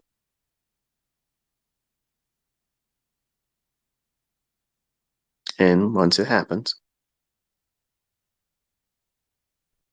the way we do business, the way we bank, the way we spend money or have the ability to spend money will forever change. And I understand you could argue and say, well, it's already digital. Not like this. Like, I can go out and take a wad of cash and buy groceries right now. I can go buy clothing. I can buy medicine. I can buy a firearm. I can buy ammunition. I could buy car parts. I can go buy a car cash with real bills instead of writing checks like I do. It still spends the same right now, but it won't eventually.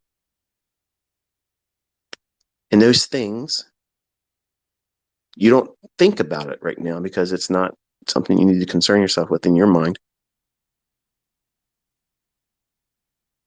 But everything is speeding very, very fast to every central bank putting in place their digital currency.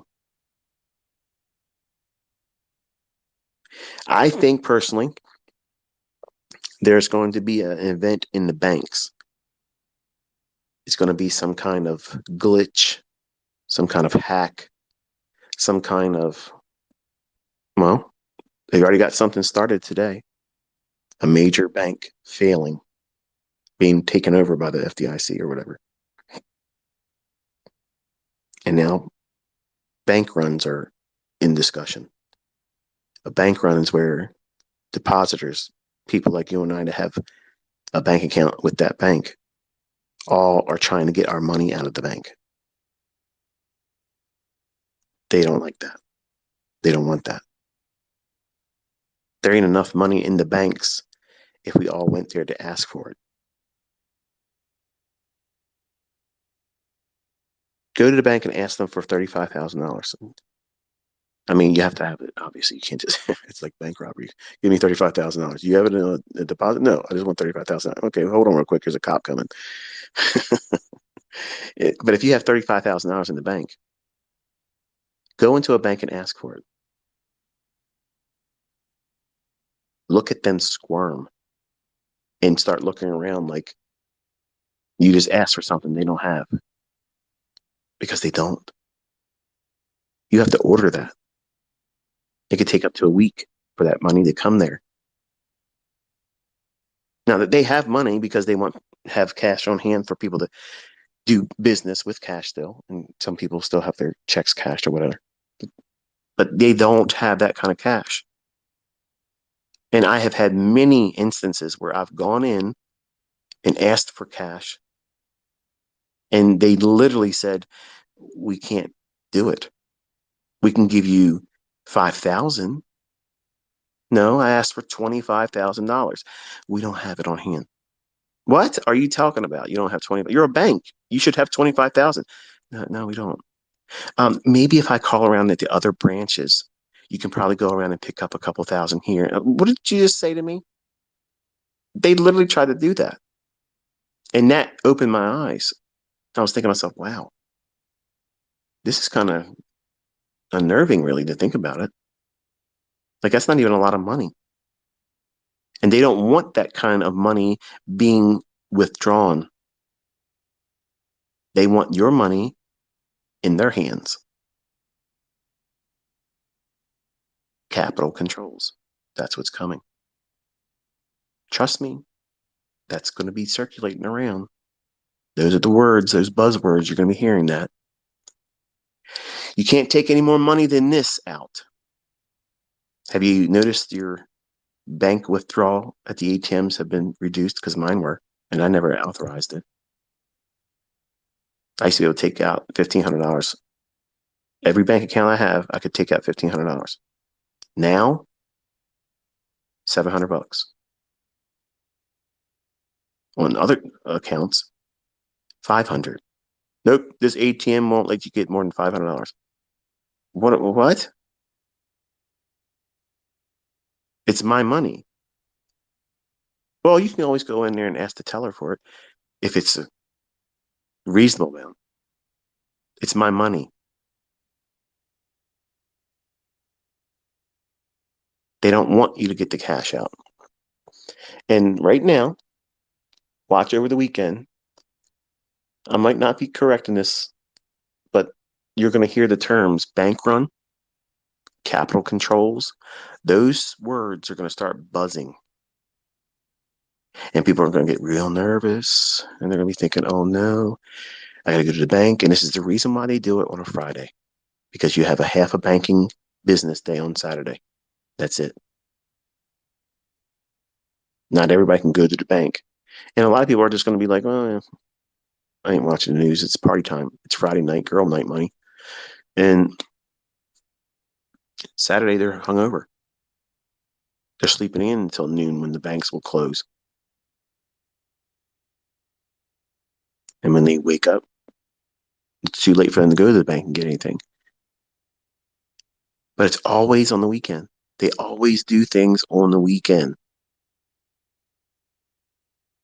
They set up things that get people all twisted up and divided, so we're fighting each other on the weekend because you have time to be out there causing all kinds of drama. And whenever they mess around with the financial stuff, it's the same way on a Friday. The bank doors are closed, and then anytime they want to say it's a bank holiday, it's done. We're not opening back up. We're on holiday, meaning you're SOL. Capital controls. Ask anybody that lived in Greece. They'll tell you all about it. They had money in the bank, but they couldn't take any more than this number of euros out per day. That's what's coming. That is what's coming. It's very convenient that we have all these proxy wars going on, talks about war. So we have all these perfect scenarios that justify how the glitch, the hack that takes place. The banks collapse because there was a glitch or a hack. Well, the only way we can protect everybody now is that we got to put everybody on a central bank digital currency. And so many people will eat that up thinking, yeah, that makes sense. It's a digital currency right now. All of my money that's not in cash is in the digital format. It's a number in banks.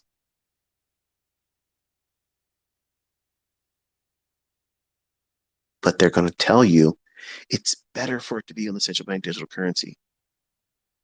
It's safer. Huh. Well, thank you for looking out for me. So, something to be watchful for. You can't stop it. There's no sense of worrying about it. But it's going to change everything. There's going to be folks that say, "Oh, it's not going to do anything. It's not going to be bad." Watch. Watch and see. But you'll have a skill set as long as we have access to these markets to make another stream of income. And that income can be wherever your skill set takes it. For some of you, it's just a little bit more a month. And for others, it's luxe lifestyle.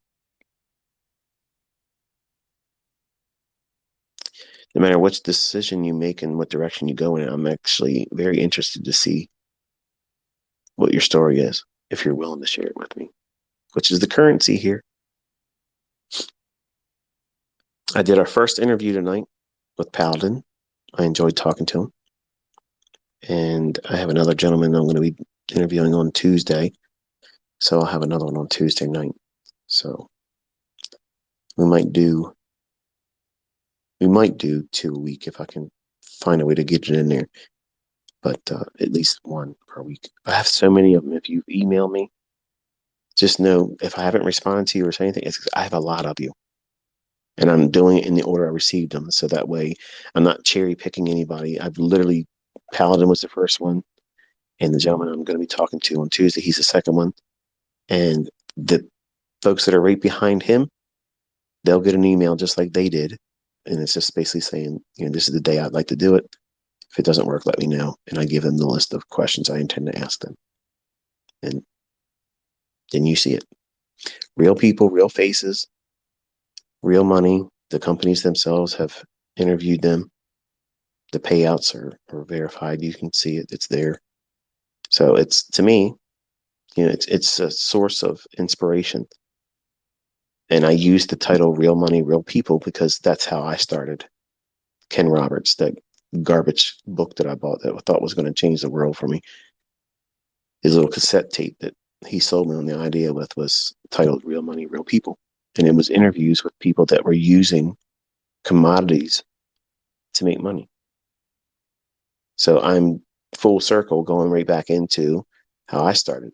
What was my inspiration? So I know seeing individuals, seeing their face, reading their emotions from their discussion, how they're talking to you, how they're talking with me,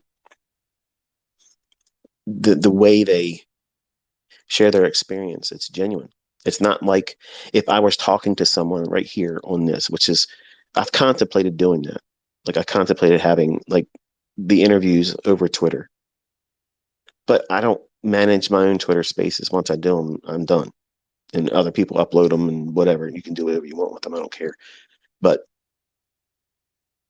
I just wanted to see their face. Like to me, it's an emotional thing. Like when I was doing that tonight, I had to fight back, the emotion that I was feeling. And when I watch the playback, I'm looking like I'm a substitute teacher and I'm watching a class that I don't have any affinity for. When in reality, I was very emotional. Like I was very emotional and I was trying to keep my composure because I'm so appreciative of him, number one, sharing his experience with me and allowing it to be seen by everyone. He's obviously done interviews with other folks before too, but to me, it's meaningful because he's saying that he uses what he's learned from me, and that to me is wonderful. And I'm thankful that the Lord has allowed me to have that impact on his life and other folks that are in my inbox waiting to have a conversation with me and share their experience with you as well. And more of them came in today. So I mean, as obviously as we go forward throughout this year, folks that are more versed in trading that are already trading with live funds and can find profitability, they're going to, I'm certain, have a testimony of their own, and they'll probably reach out to me, and I'm anxious to have a conversation with them as well. There's just a lot of them, and I'm not going out of the order that they came to me. Not all of them are going to be $250,000, $300,000. Not all of them are like that. Some of them are 20,000. Some of them are 10,000. You know, isn't that, in my opinion, that's still noteworthy.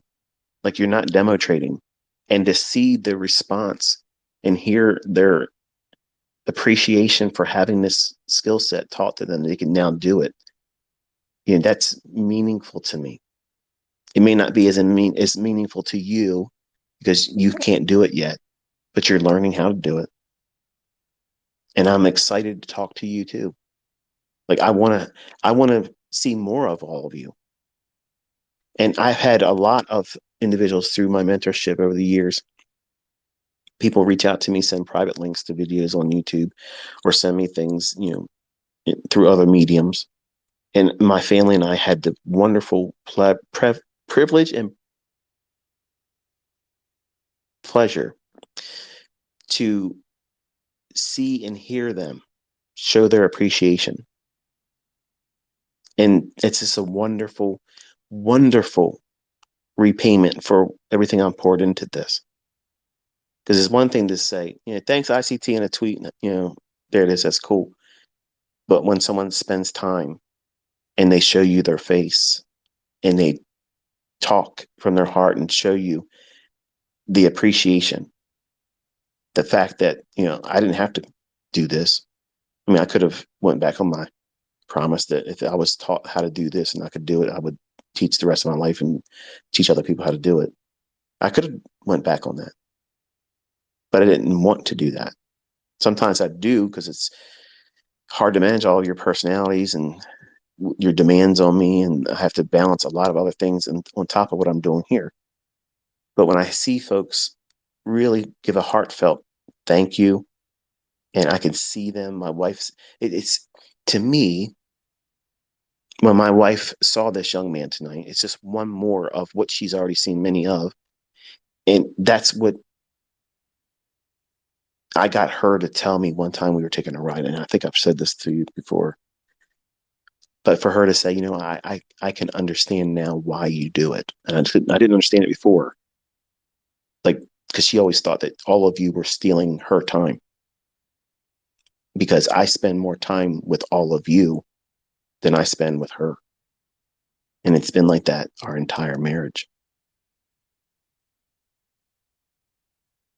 And she's a different kind of woman. There's not a lot of women out there that would want to allow something like this. But she understands that this is who I am. This is who I was when she met me. And she's never said, stop being who you are. And I wouldn't. I'm incapable of it. But for her to say, because she's seen so many people's lives being impacted and changed for the better, to see them, emotionally break down and say, this is what I'm able to do now. And something took me out of my work, some accident, something, health wise. I can't do this anymore. But now because of this, I'm able to do that. And when you see that and they are heartfelt and they're tearful and they're just so emotionally committed to now doing this because they've seen it work for them. And us as a family, like I let my kids see it, because to me, it's like, I want them to see, this is why I do it. This is why I do it. These people all around the world are thinking and praying for me because I help them. And now they have the ability to do something they otherwise never would have. And the fear, the anxiety that they had before with not having a skill set like this, and it was only their job that maybe they were made redundant at. They got sacked, they're fired, lost it. COVID took a lot of people out of the job, and they've not been able to resurrect themselves from that. But my students have been able to do what? Find another way. Some of them had businesses that were ended, and they are now finding their way with this. And it just feels,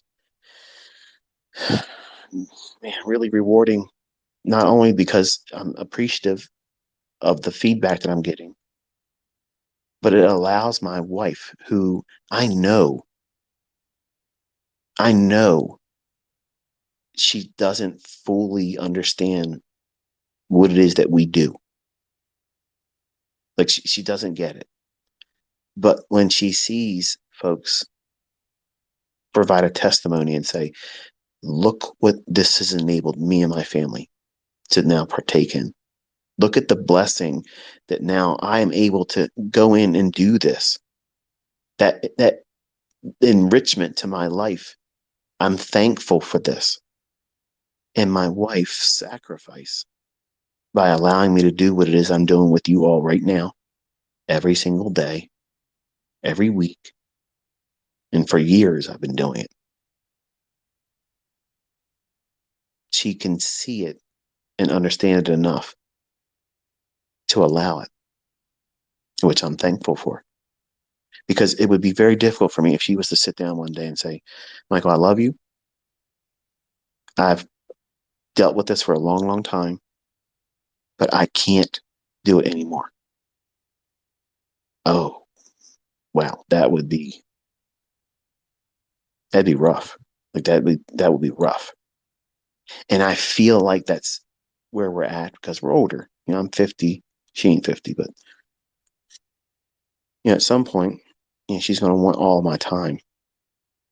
So that's, another major contributing factor to why I want to not take in new mentorship groups, because nobody shut me down. I wanted to wind this down. And this year, I have all of you on a timetable because of what I know is coming. And I'm doing my best every day to put on enough of a clinic to try to teach you on real-time data using the things that's on my YouTube channel and the things I'm teaching you this year. And I'm hoping that I'm going to have more of it, all of you telling me next year, if not sooner, that I'm so thankful that, I poured myself into what you were sharing, and look at the results I have.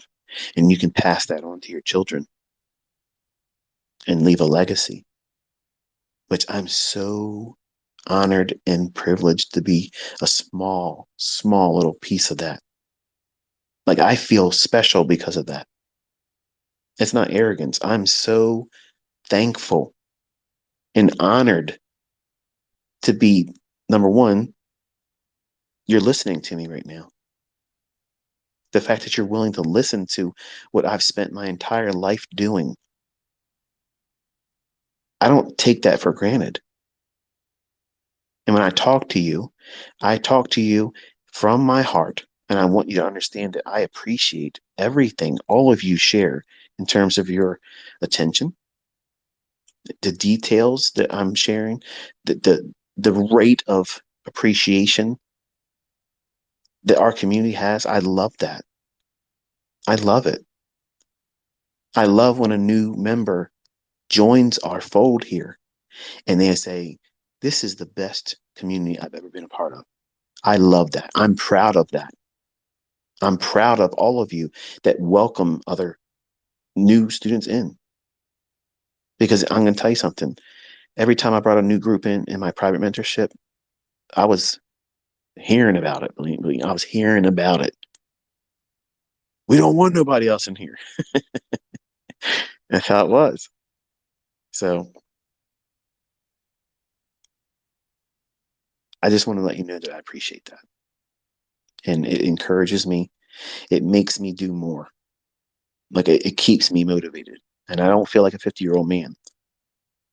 I don't think I look like a 50-year-old man either, but I certainly don't feel like I imagine a 50-year-old man would feel when I was younger. Like, I don't get tired of this, clearly. I can go on and on and on and on. And if I wouldn't have lost my voice when I was sick, I still would have been teaching. I just couldn't talk, so it made things difficult. But I think that's going to be it for tonight, because I would just more or less start rambling about things that probably don't have a whole lot of bearing on you as a trader. But as a student, I want you to know from your mentor's lips that I am absolutely honored that you, number one, chose me as your mentor, and that you continuously show up each day, because I know where I'm taking you. You may not see it entirely, but I do. I've been here before. I've taken other people there. I know my way around, even in the dark.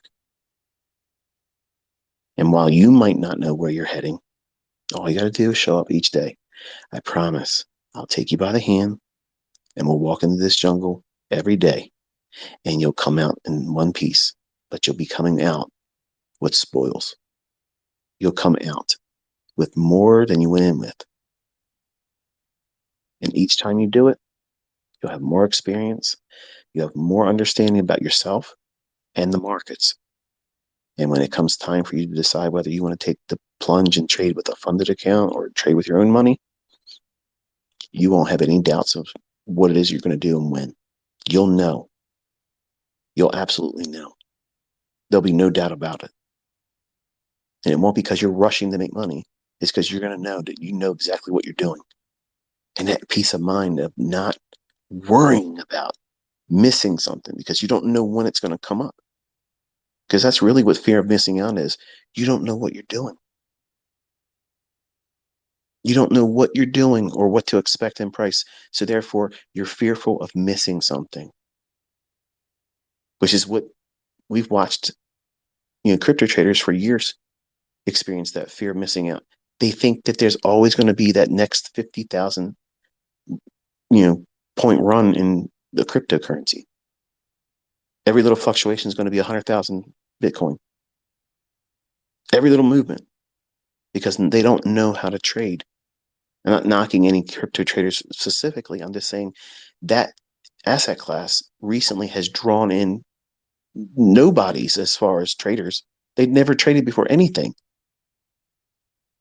And it's like a circus, that community of speculation. It's like, I love it because it's a freak show. Like, I love the names on Twitter. I saw one of them, Chart Simpson. I love the names that some of you folks came up with. They're really, really ingenious. I love them. Some of them are a little bit too crude, but for the most part, they're very funny, very interesting selections of almost like a meme name. It's neat. But the traders themselves that came in with that big boom up in Bitcoin brought average people with no previous trading experience. So it's easy for them to do what? Get whipped up into a frenzy. And they fear they're going to miss every little movement is going to be the next Bitcoin 100,000 run because they don't know how to trade. I'm teaching you how to trade. I'm teaching you how to read price. So that way you're never going to have fear of missing out. There's no FOMO in ICT. None. None. I'm bored. I'm boring listening to in those live streams. It's like, I've seen this before. And it's exactly how it's going to be for you. No emotion. I got to bring in the dad jokes all the time to break up the monotony of this boredom. It's boredom. It's the same stuff all the time. And that's how it's going to be for you.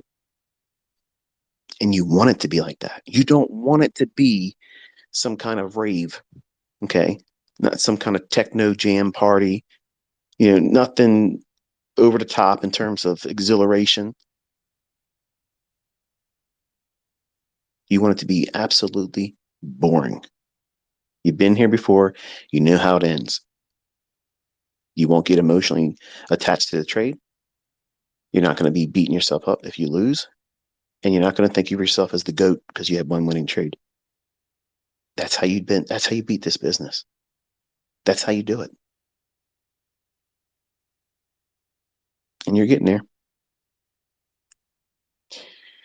So hopefully this is going to be enough for this weekend. Like I said, I usually do them on Saturday, but I don't have an opportunity to do that this weekend. So we did it tonight, and I hopefully have deposited something useful and helpful to you tonight. And if not, I apologize for wasting your time.